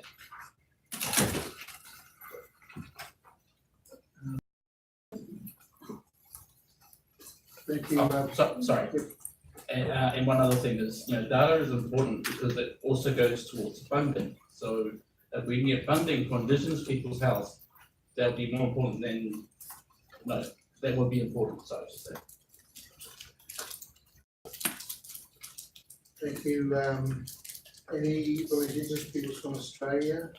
Anybody wants to take a call to comment or respond to what's been said from Australia or any other government? Yes. Yes, thank you, moderator. Although I'd like to acknowledge and refresh the Closing the Gap initiative from the Australian government, the recent data that came out for the last 10 years of the Closing the Gap was pretty damning. There's only one target which actually got reached through the whole 7 targets, which is early childhood attainment. Fell well short in all state jurisdictions and on a Commonwealth level. I think there's a fundamental flaw there and access to lands, resourcing Indigenous peoples' communities to adequately self-determine their own future, and actually gain the resources to prosper in perpetuity. Thank you. These are valid points and are in the SDGs. I think in terms of the years ahead, particularly for 2030, to draw a link to which particular issues are dealing with which one of those issues, and it could be quite a few. So picking up on Closing the Gap and the issue of resources and lands. But when we do talk about these, it would be helpful to talk about particular goals involved. While I'm on particular goals, I wanted to pick out that I believe this year 2 of the 7 ones that have been focused upon or having particular attention are goals 16 and 17. Goal 17 is about participation and a number of strategies under there. And that is one of the goals prioritised for this year's events on the SDGs, and also goal 16, which has got to do with rights and justice as well. So there are 7 goals focused this year.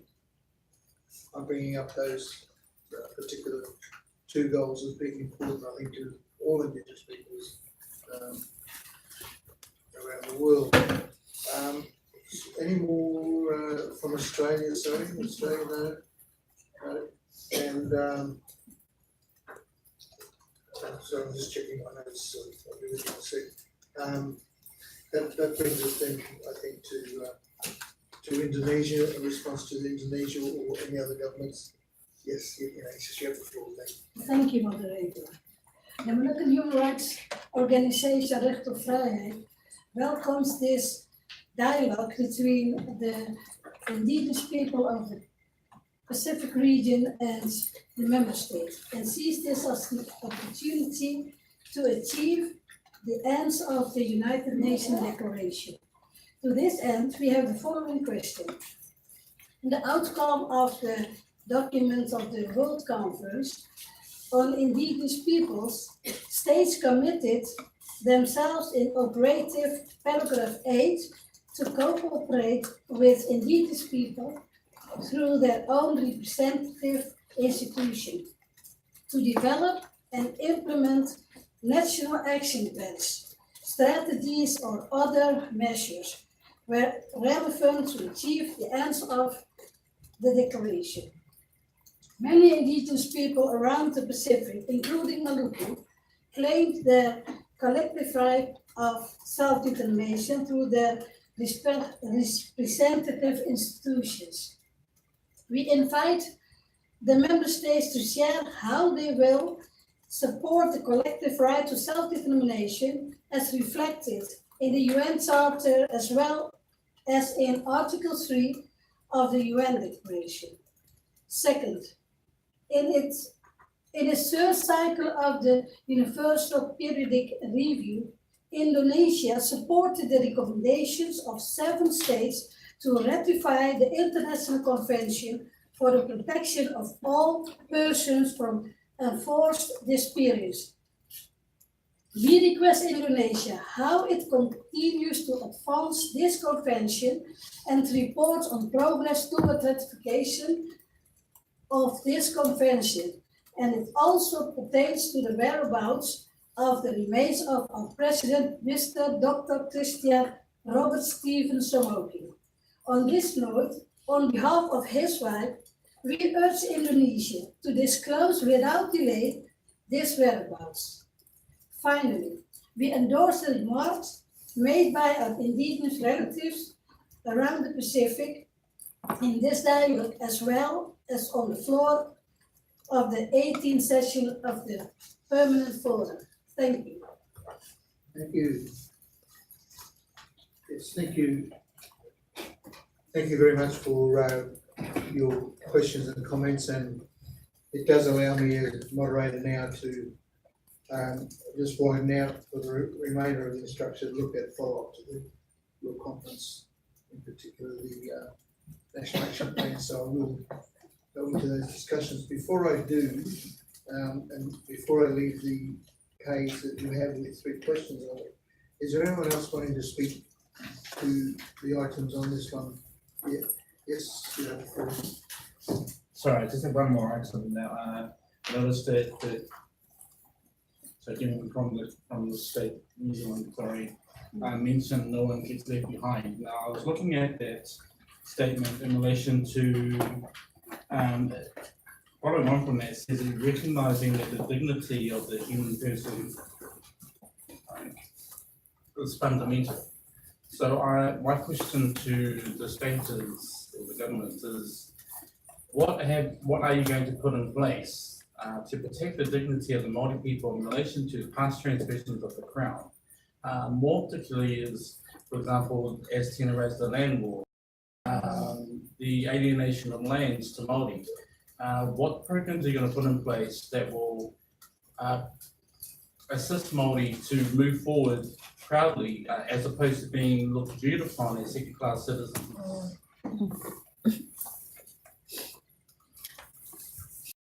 Tina, you have the floor. Thank you, Mr. Moderator. And then just one more final point, given that the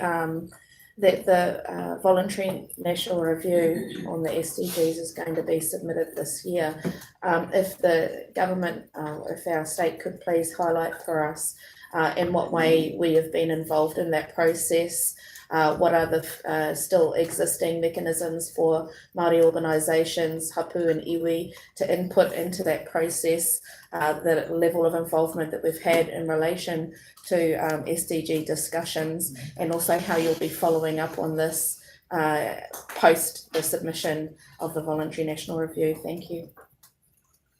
Thank you. Now I believe there's quite a lot of questions quickly to New Zealand, and I give them the floor. In terms of the last questions, of course, you may have to take it on notice, but please, if you'd like to take the floor and provide any responses on that. Yeah.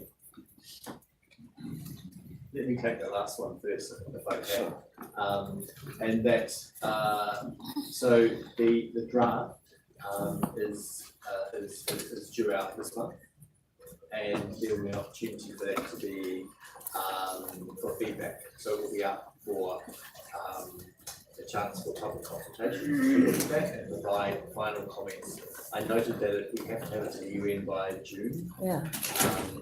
And as I said, through the processes of the development of that, there has been a reference group of non-government representatives, and each agency also, in terms of its implementing into the VNR, has also been following whatever processes they want to make sure they put the relevant information there. I want to stress that the VNR is not a panacea. You know, it is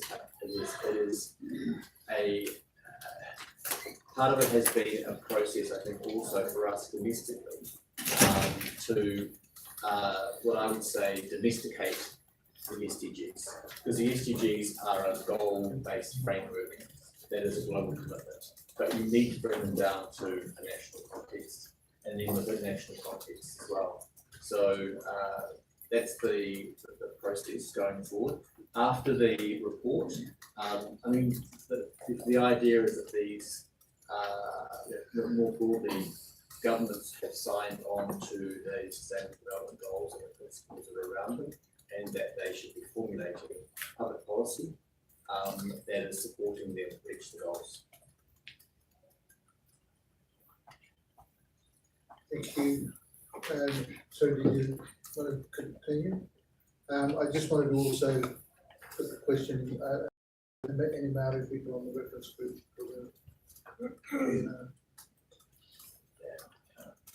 Yeah, I cannot tell you that. That you should be able to. The answer is yes. Can you tell me? Thank you. Did you want to? Yes, I do. I think I think, to be open with you about, the flaws in a process that we've been using for a while. I think it's important for us to say we're recognising entirely that we're not necessarily hearing from everyone who has a view about these sorts of things. So one of the things that we're having to think through as government is just, well, how exactly are we going to engage with people who don't otherwise get engaged or interest in engaging? So Craig has described something that is happening currently in Te Puni Kukuri, and alongside our other colleagues from other agencies, we are trying to rethink how we go about this. And as I was saying before, there are two agencies now involved in leading that from a Māori, Te Ao Māori perspective, and that is Te Puni Kukuri, to which I belong, and Te Arawhiti, which is the Crown Māori Relationships new agency that has been created. So he's describing what we're doing. It's not a statement about whether we think that is necessarily good enough, but that is the process at this point in time. So that's just to be totally upfront with you about that. The other thing around Tuia 250, I kind of don't know what to say. And the reason I say that is because an engagement happened. Te Puni Kukuri we weren't as engaged as we might have hoped we would be. We weren't as directive as we could have been. And we agree that the way this has turned out in terms of who's being funded to do what is in some ways in some respects lamentable. Having said that, we're trying now to figure out how we support Māori around the country to actually be actively engaged in ensuring that the narrative we're left with is not just a Pākehā narrative. So all government agrees that this is not what was intended, this is not what we thought we were going to get, but this is something that we know we need to do something about.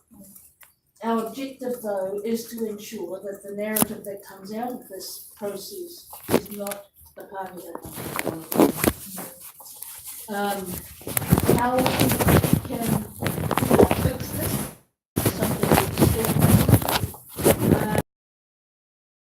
and all I can say is we're doing that with all of the integrity we have to try and ensure that we don't end up with something that we never expected to happen. So that's point number one. Point number two about the white supremacists risk in Tūrangi-Akiwa. I am noting that. I think it's something that, when with the events that occurred in Christchurch, it became clear to us as a government what risks there are actually in New Zealand. And that was the day, 15th of March was the day that we sort of, when we were pulled up with a start as a country, and we're now, again, we're having to think about, okay, so now what should we be doing about the risks that are clearly existing in our communities? Not pretending that is easy, it's not at all. Certainly not easy for communities who are experiencing this day in and day out. But again, I just want to re-express some commitments that have been made about the fact that we know we have to try and do something about it, but exactly what we are going to do and how we're going to is probably something we have to deal with alongside you as opposed to on your own. Health COPA, Health COPA, the data issues. Health COPA inquiry, again, accept entirely the basis upon which that those claims have been made, that contemporary claim has been made to the Waitangi Tribunal. And it was interesting because as I was speaking earlier, of course, one of the areas that came up in my mind was the health sector, where I can remember being on an officials committee 25 years ago asking them where their disaggregated data was. So I've noted that, completely understand the issue, and my staff and I are trying to work that through with the Ministry of Health and others. And particularly, as you had noted, since that we still seem to use the population-based funding framework, and therefore if you don't know what the Māori population is and what the issues are, then how is it possible to arrive at a fair funding resourcing basis for it? That's something again that we have to face. We're still confronting it, is the reality, but definitely note and understand entirely the problem. Okay. Thank you very much. Now, I will take those two questions. From New Zealand, is it on the same topic? Yeah, I'll just. Sorry, still want to respond in relation to the education of the New Zealand public in relation to the dignity of Māori as a result of the Crown's transgressions against them since 1840, and whether there was going to be any response by the Crown to implement an education program or a media program just to let the greater society know why things are the way they are. Particularly in relation to intergenerational trauma, and a factor in the government's policies going forward. Kia ora. reality is that these issues, these questions are not new questions for us as a government. We understand that entirely. One of the things that is, that I know is going on currently, and particularly with respect to the education system as a whole, is that there are discussions going on in the Ministry of Education about the extent to which what has notionally been called unconscious bias has influenced both the basis upon which education is being delivered in New Zealand and then its delivery. Those conversations are certainly going on currently. I'm aware of that. Some of my staff have been present in those discussions, and they are somewhat like anti-racism workshops. And to be honest, I've never known this to happen before in the public service. So I think there is a movement, it would seem, afoot that is enabling public servants or civil servants to engage in these discussions, to think about what they're bringing into the room when they're making decisions about Māori. So there is that which is to do with the system on one hand. There is then the conversation that we're having with the Ministry of Education particularly about the content of its curriculum, sorry. So again, I'm aware that there are conversations happening about the extent to which the history of colonisation as experienced by whānau hapuinui is going to be an integral part of that. So I'm aware that all of that is going on.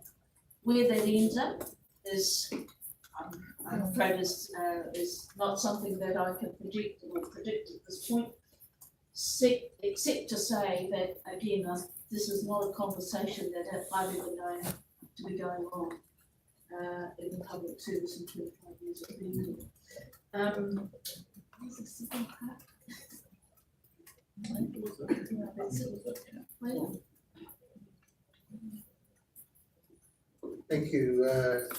friend from myself, you have the floor. Thank you, Mr. Moderator.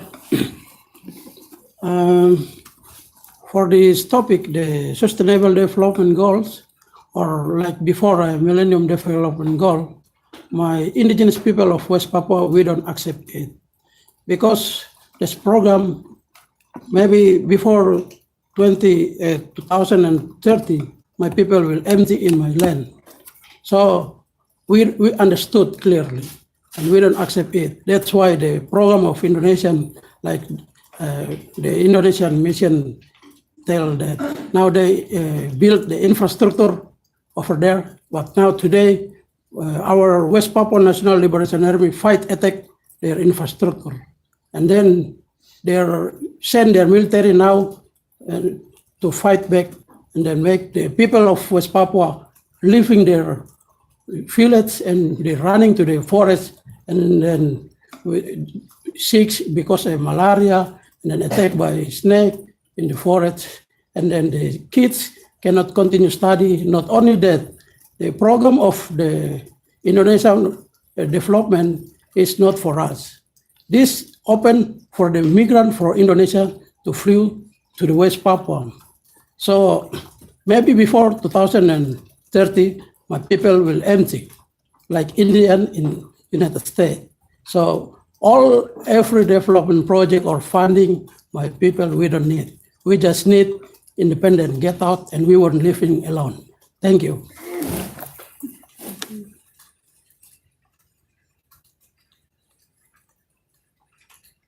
Thank you. Any other person? Yes, sure. Thank you, Mr. Chairman. So I need to deliver my last statement for Indonesia.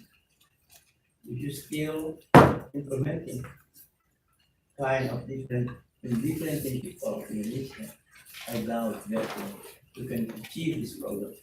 So because you treat it as a street child in Indonesia, One is a Golo child or Eon child, is Javanese people, and advanced territory of Indonesia. And the second is Silkworm child or a coastal child in the middle part to western part of Indonesia. And let me say that's a developing territory. And eastern part of Indonesia, Moluccas and West Papua is steppe child or bronze child, and it's underdeveloping territory that we face always in having state and in having nation. And same like the West Papua, we need our independence back, the Republic of South Moluccas. Thank you. Thank you. I give the floor to Indonesia. Thank you, Mr. Moderator. Time and again, we hear the accusation, the allegation, which is not in line with the purpose of this discussion. We very much regret that, Mr. Moderator, and we hope that this speaker would completely disregard that statement. Thank you very much. Thank you. Now, we did raise the question of the World Conference on Indigenous Peoples Outcome Document, paragraph 8, which calls upon states, or where the states commit themselves to develop national action plans in conjunction with Indigenous peoples. We have in the discussions previous to today, we have raised the question about the national action plans and how they are a practical way in which we can look to achieve the declaration by having states and Indigenous peoples cooperating in the same room to develop strategy. I'll leave it at that. I've got some other comments to make, but just on the national action plans, do have any states got or were working on these and questions that I've put previously, engaging with Indigenous peoples towards these national action plans? I'll ask that question of state representatives. So just to repeat, what steps are being taken for national action plans? How engaged in order to develop those national plans? New Zealand, do you have the floor? We have recently had agreement by our cabinet in New Zealand that we will proceed with our national plan of action. That decision has only been made recently. So we are about to think about how we're going to engage with Māori on the plan. We are conscious that something that is more comprehensive than a consultation process is definitely needed, and it should reflect that more comprehensive process, and one in which Māori will have a key say in what will be in the plan and how we might go about implementing. Thank you.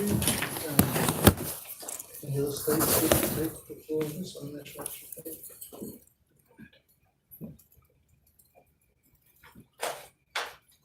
No.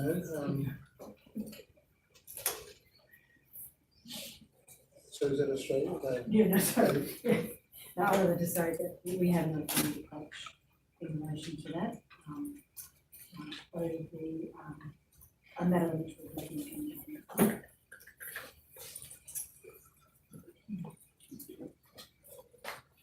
Indonesia, you have the floor. First of all, maybe we're not very good with facts in general.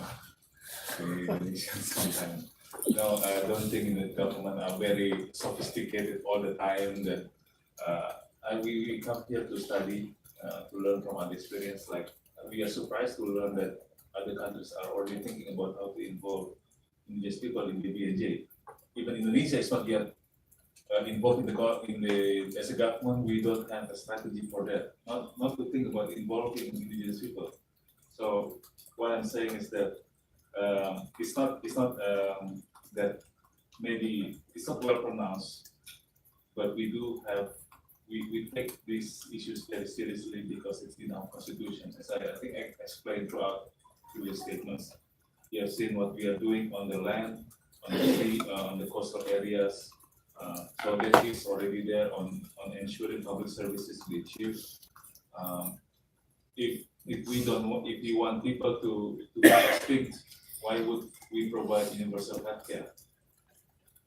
Why would we aim to get malaria out of the Papua region? We don't have to go to war. We just let the disease spread in the region. But that's not what is being done in our country. So that is the plan is now. Maybe we cannot answer one of the way why we cannot answer we haven't answered the national action plan because we haven't finalized our position on the concept of indigenous itself. Once we, as I mentioned, we are now in the process of drafting an act on customary law society. We will be more clear on the way ahead. It will help bring down our constitutional mandate into implementable actions with a stronger regulatory framework. I think that is the big key word for Indonesia now.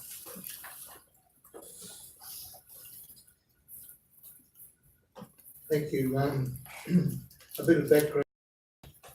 National Action Plans, and we spent a long time trying to finally agree on the draft declaration on the rights of Indigenous peoples. It took until 2006, and then took another year in order to get it through the General Assembly in 2007. When it finally did get through, a number of states that had been resisting, particularly the right of self-determination, made a number of statements in the General Assembly after the vote was complete, and it was adopted, the declaration was adopted. And what the message coming across was that the right of self-determination is not a right of succession. There is no such thing as a right of succession. But now that the matter has been clarified that Indigenous peoples hold self-determination, that states need to revise the way they have governed, the policies they have in place, the legislation they have in place. So change was necessary. I think it's fair to say that apart from certain exceptions, particularly a number of South American countries, and I might add there that 2 American countries actually adopted, South American countries, adopted ILO Convention 169 within 2 days of the declaration being adopted. That was a very quick response and action. But for the states that were concerned about Indigenous peoples getting out of hand with the right of self-determination, a number of speeches were made calling for states to now look to form partnerships with Indigenous peoples, because Indigenous peoples have a right to stand up for themselves within whatever country they're in, and to be able to make their own decisions and their own governance and define the laws under which they live, etc. And that this was best achieved, succession was off the list, off the table, best achieved by forming partnerships. And we went away from that time in the General Assembly Hall with the view that the future would hold for us as Indigenous peoples the opportunity to develop partnerships with the states to work through the exercise of rights in the Declaration and the practicalities of how to change Indigenous peoples from a position of disadvantage and discrimination in the major society to one of peoples of equality and control, empowered communities. So when the World Conference came around 7 years later, after the declaration was adopted, it was obvious that nothing had happened, or very little had happened, in order of developing these partnerships. In fact, it still continued to be something of a contest or a battle going on between Indigenous peoples trying to agitate for rights, states who are trying to maintain the status quo or not being brave enough or having the will to make changes that might not be popular with sectors of the societies and the populations. Thus, in paragraph 8, when the drafting was done, paragraph 8, states turned their attention to the fact that partnerships must be formed and put in there that national action plans be prepared in conjunction with the Indigenous peoples. Of course, it's obvious that the national action plans are to implement the declaration. It's not a case of saying, you know, it's the decade of languages or something like that. It's a case of these are plans to recognise, to make happen those partnerships that were envisaged 7 years before. We are now another 5 years on, 12 years after the declaration, 5 years after the World Conference on Indigenous Peoples, 5 years after states use the words, we commit ourselves to do these things to achieve the ends of the declaration. And so the Permanent Forum last year and this year asked, where are you at with national action plans? Last year, the answer was, oh look, we're looking at that, we're in the process of working on it. This year, we asked more direct questions. Who's got the national action plans? And how are you formulating it? Well, we know the rest of that story, how it's turned out to now. And of course, we would hope that we don't come back next year in the 19th session of the Permanent Forum and repeat the same exchange. The state saying, oh, well, look, you know, we're thinking about it, and go away from it. Now we come up with the 20th anniversary of the Permanent Forum on Indigenous Issues in year 2021. And we're talking about, we should establish some targets. We've got plenty of stuff about recommendations, strategies, procedures, and so on that should be undertaken, but we should set targets for what to achieve. And of course, we haven't set those targets yet. We're still negotiating on that draft. But is it a surprise that the Permanent Forum would want to say, we'd like to see a national action plan. We'd like to see that the states have talked to the representatives of Indigenous peoples and actually produced an arrangement, a plan, a strategy to implement.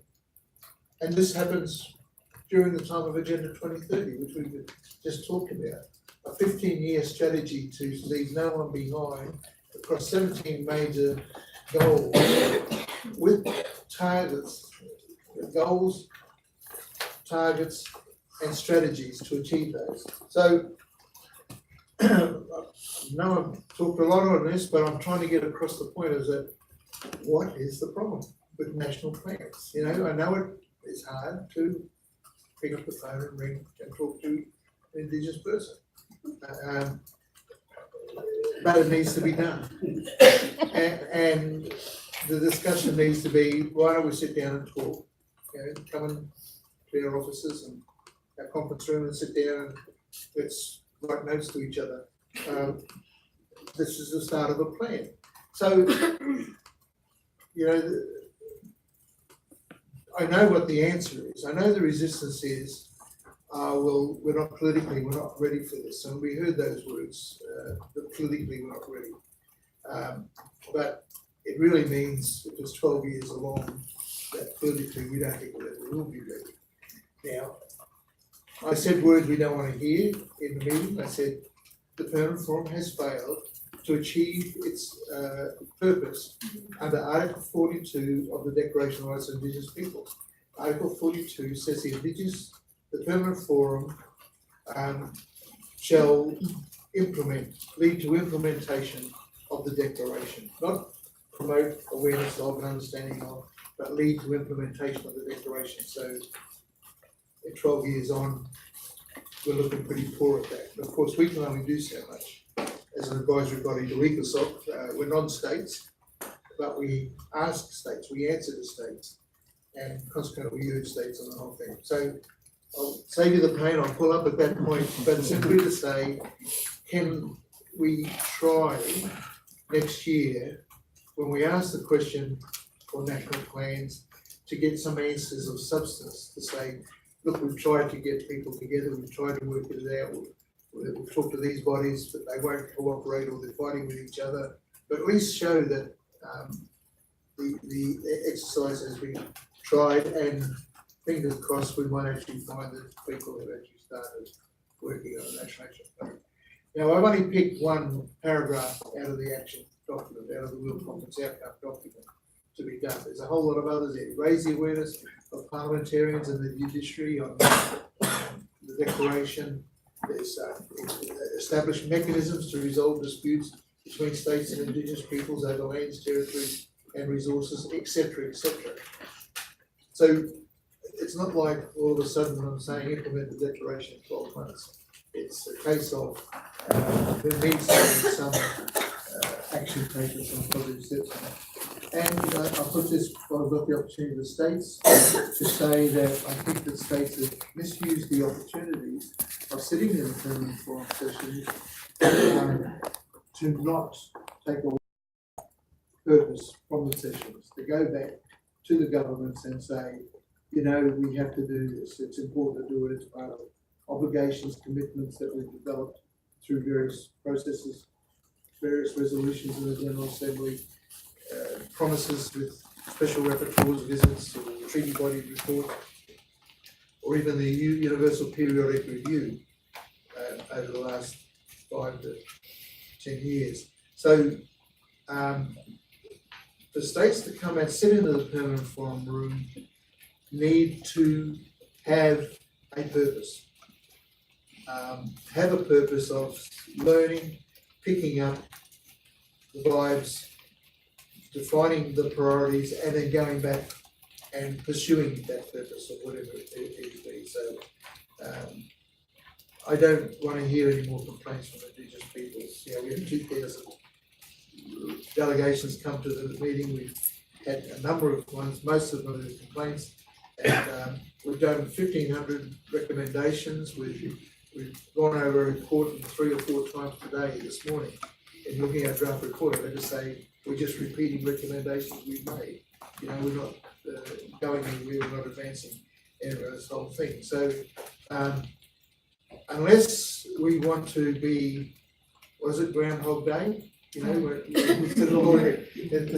instead of calling it permanent forum, we could call it Groundhog Day. Let's come back and do again what we did last year, and let's restart on the whole thing. Now, I'm sorry for being frivolous, but it lets me get away with saying some serious stuff without getting myself into trouble. I'm also saying, because I think that we're probably close to being able to close the session, I will now just allow people to take the floor to make any comments before we go. I will restrict it to 3 minutes, so we won't have any long statements on all this. I thank everyone for participating. I now give the floor to our representative from West Papua. Thank you, moderator. Yes, we all understand about the issue of West Papua, and Indonesian government is very sensitive. But we are sitting here as a West Papuan indigenous, we are 50 of them. The government struggle and their state. And we organized protest peacefully to celebrate, connected with the indigenous people around the world. Celebrate on 9 August. Those arrested, condemned in jail. I was in jail, but today I'm sitting here. We have nice talk here. We have nice talk. Listening to the government position, we understand. But yeah, like moderator said, we don't want to say it again next year, another year, West Papua become victim again, and then our population in 1969, 99%. Today, our population is less than 50%. Imagine. 56 years later, our population decreased in our own country. Just think about it. When we're talking about 2030, I don't know what will happen. When the West Papua be less than 10%, like my brother said, we don't know. God knows about it. Thank you. Thank you, Tina, you have the floor. Thank you, Mr. Moderator. I look forward to some of the continued conversations that we may have moving forward into beyond 2019 and how we can address many of those issues. I really just wanted to spend my final moments for us as an organisation expressing our support of our West Papua brothers and sisters. I understand that we had a clear agenda for today, but I also just wanted to reiterate it's very difficult for people to discuss issues such as traditional knowledge and co-management of resources when you're undergoing extreme human rights abuses within your nation, and it's near impossible to articulate a position on SDGs when you're not even able to safely gather within your own communities on your homeland to discuss self-determination. So I wanted to acknowledge and reiterate our support for you and your struggles.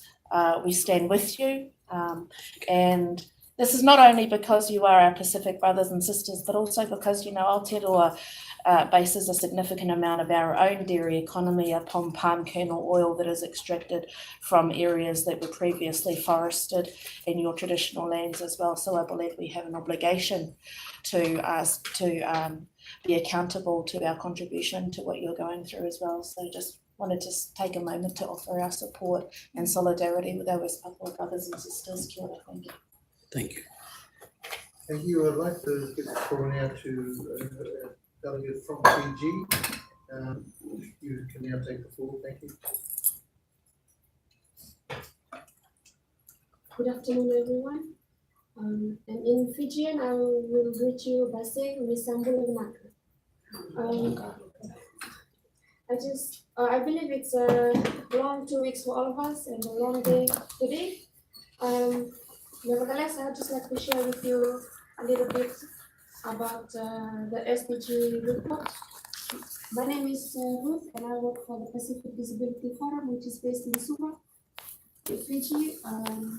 Our organization is a regional organization, and I look after, I'm the program officer for youth and underrepresented, which also includes Indigenous persons with disabilities. My apologies, I am not able to bring printed copies of our SDG CRPD report. But I would like to inform the floor today that we have developed a SDG CRPD report, which was presented at the COSP last year, and you can find it at www.pacificdisability.org and click on reports, and there you will see our SDG/CRPD report. This report is basically on persons with disabilities and their situations, including Indigenous persons with disabilities, as we all face the same issues. We also have thematic areas of included in the report that looks at education, health, inclusive budgeting in the Pacific for 14 countries, and also social protection, climate change and DRR, women with disabilities, etc., etc. So I hope you will be able to go through the report, and maybe we could work together. And I also brought with me some pamphlets which I would like to leave in the front, and a few business cards if you would like to take some back home. Thank you. Thanks, delegate from Fiji and representative for Indigenous peoples and disabilities. I'll now give the floor to my colleague from Australia. You have the floor. Thank you, Mr. Moderator. I would just like to comment on the importance of the de-aggregation of data. You know, we heard from the New Zealand state around that, the stories and narratives around that data I'd just like to draw your attention, like this past 2 weeks in the forum, we heard Indigenous youth suicide, how that was, you know, that's, to me, that seemed to be one of the major themes that was coming out of the forum. And in terms of the root cause of that, you know, there's been some reports about intergenerational trauma, and if we relate that to colonisation, you know, where that stems from, you know, then we can actually start to heal our Indigenous peoples, you know, and to address the need that's currently there around Indigenous youth suicide and diverting that. So I'd just like to just reiterate around the importance of providing the aggregated data and identifying Indigenous peoples in order for us to move forward and have self-determination. Thank you. Thank you. Any other hands for the floor? Yes, I give the floor to Indonesia. Thank you. Thank you very much. I'm sorry I have to say this. Some individual come here, try to say that they claim themselves they represent the community in Papua. I don't know who endorsed them to represent the local communities there. But Moderator, when somebody come here mention the political agenda, propaganda, it has a risk that drag this discussion into the political discussion and the things that we don't want to do.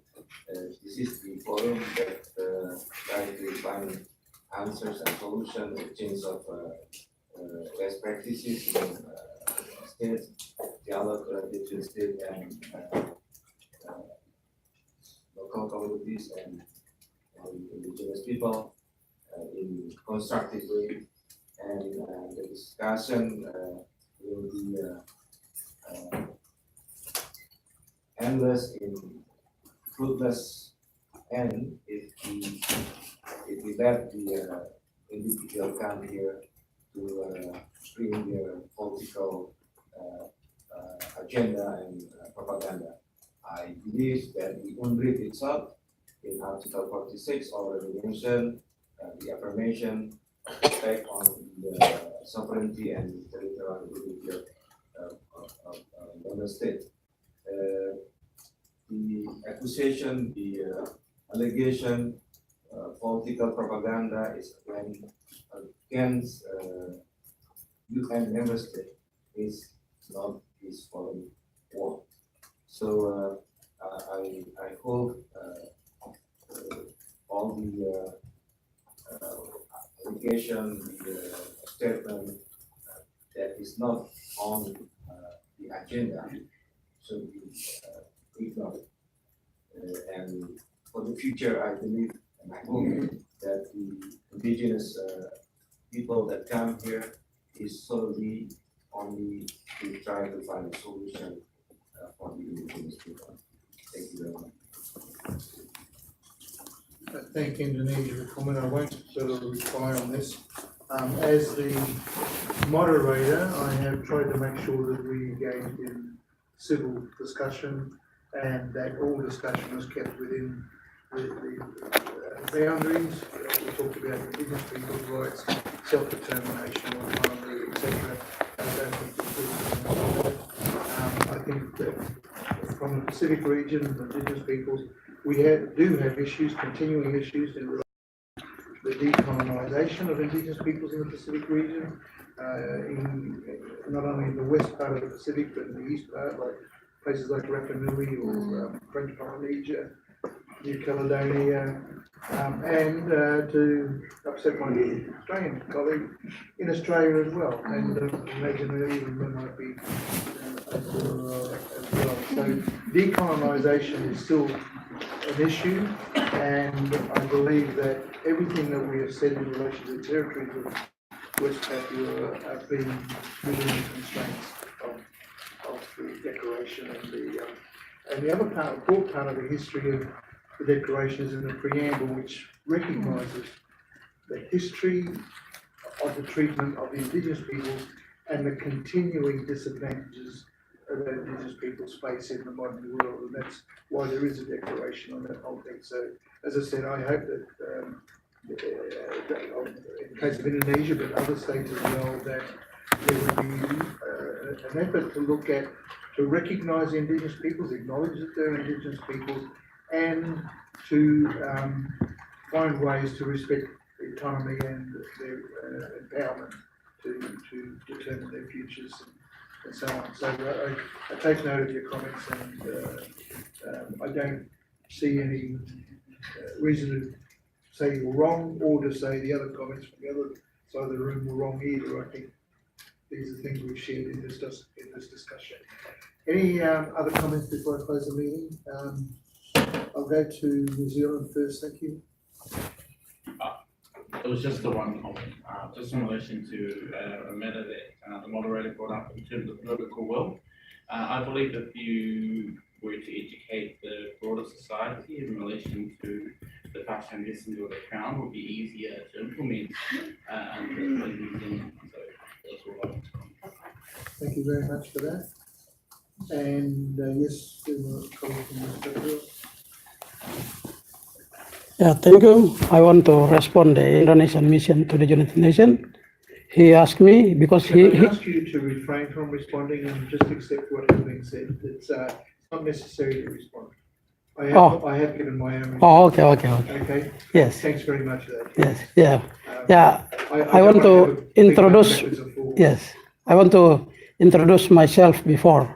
I am the mission of the United Nations, United Liberation Movement for West Papua.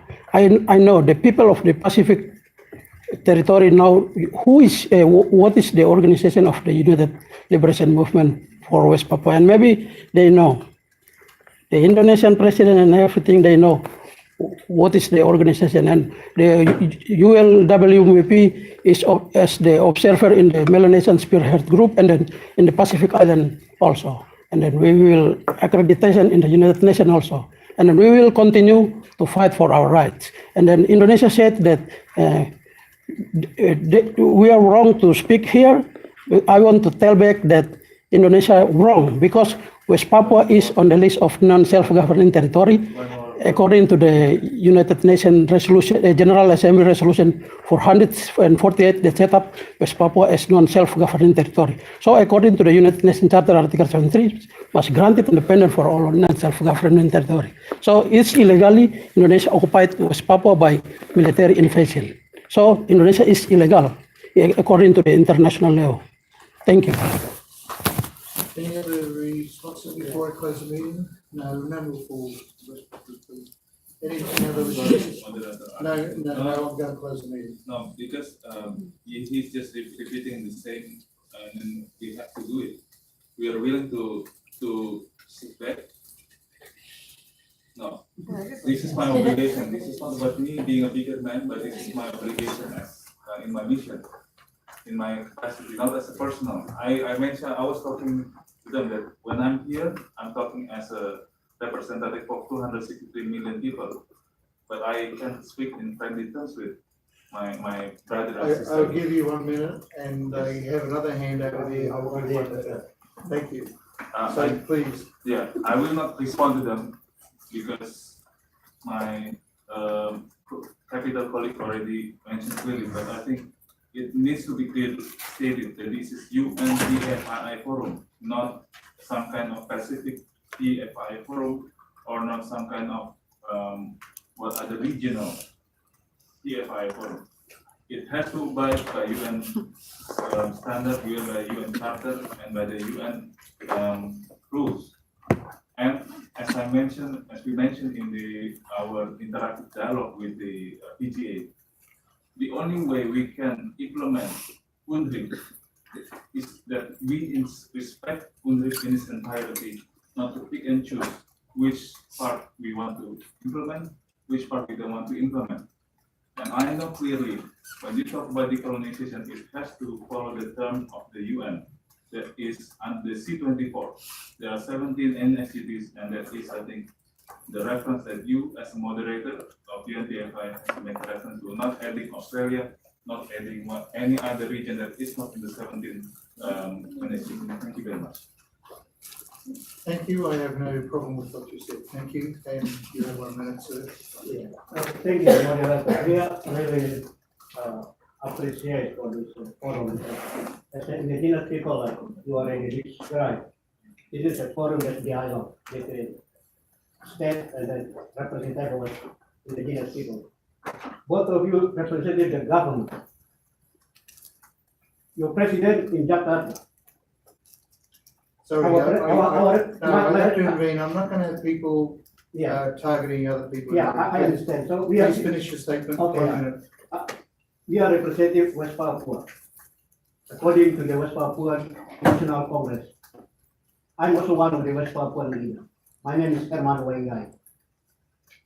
So we are not talking about representative personally, not.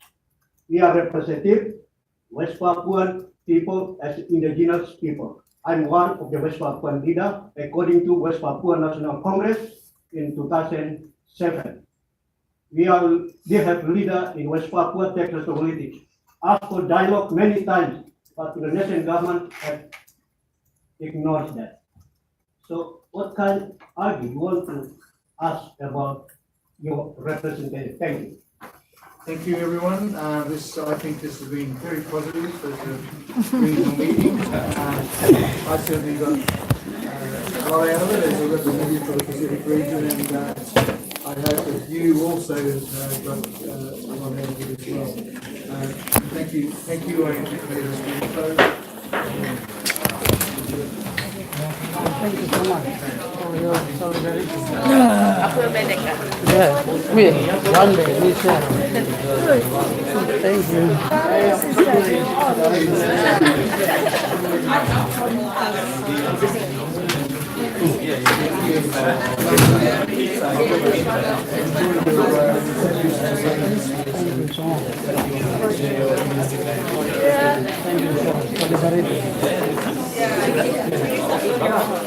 Yeah, I know. Me too. Oh, okay.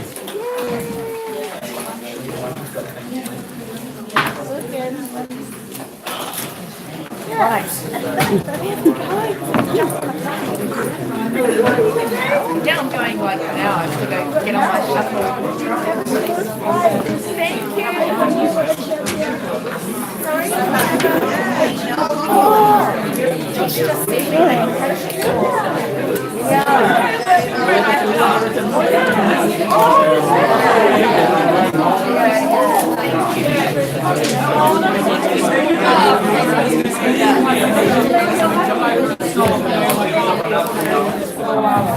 Yeah, we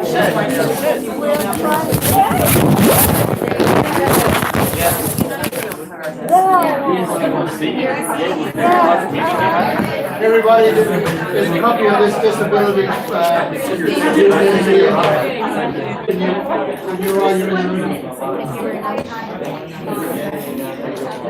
What's it on the screw?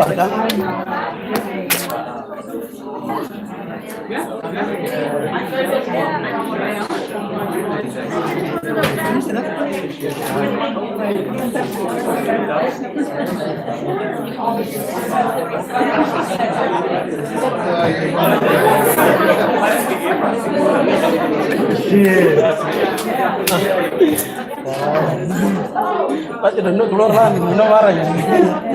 Udah marah, keluar.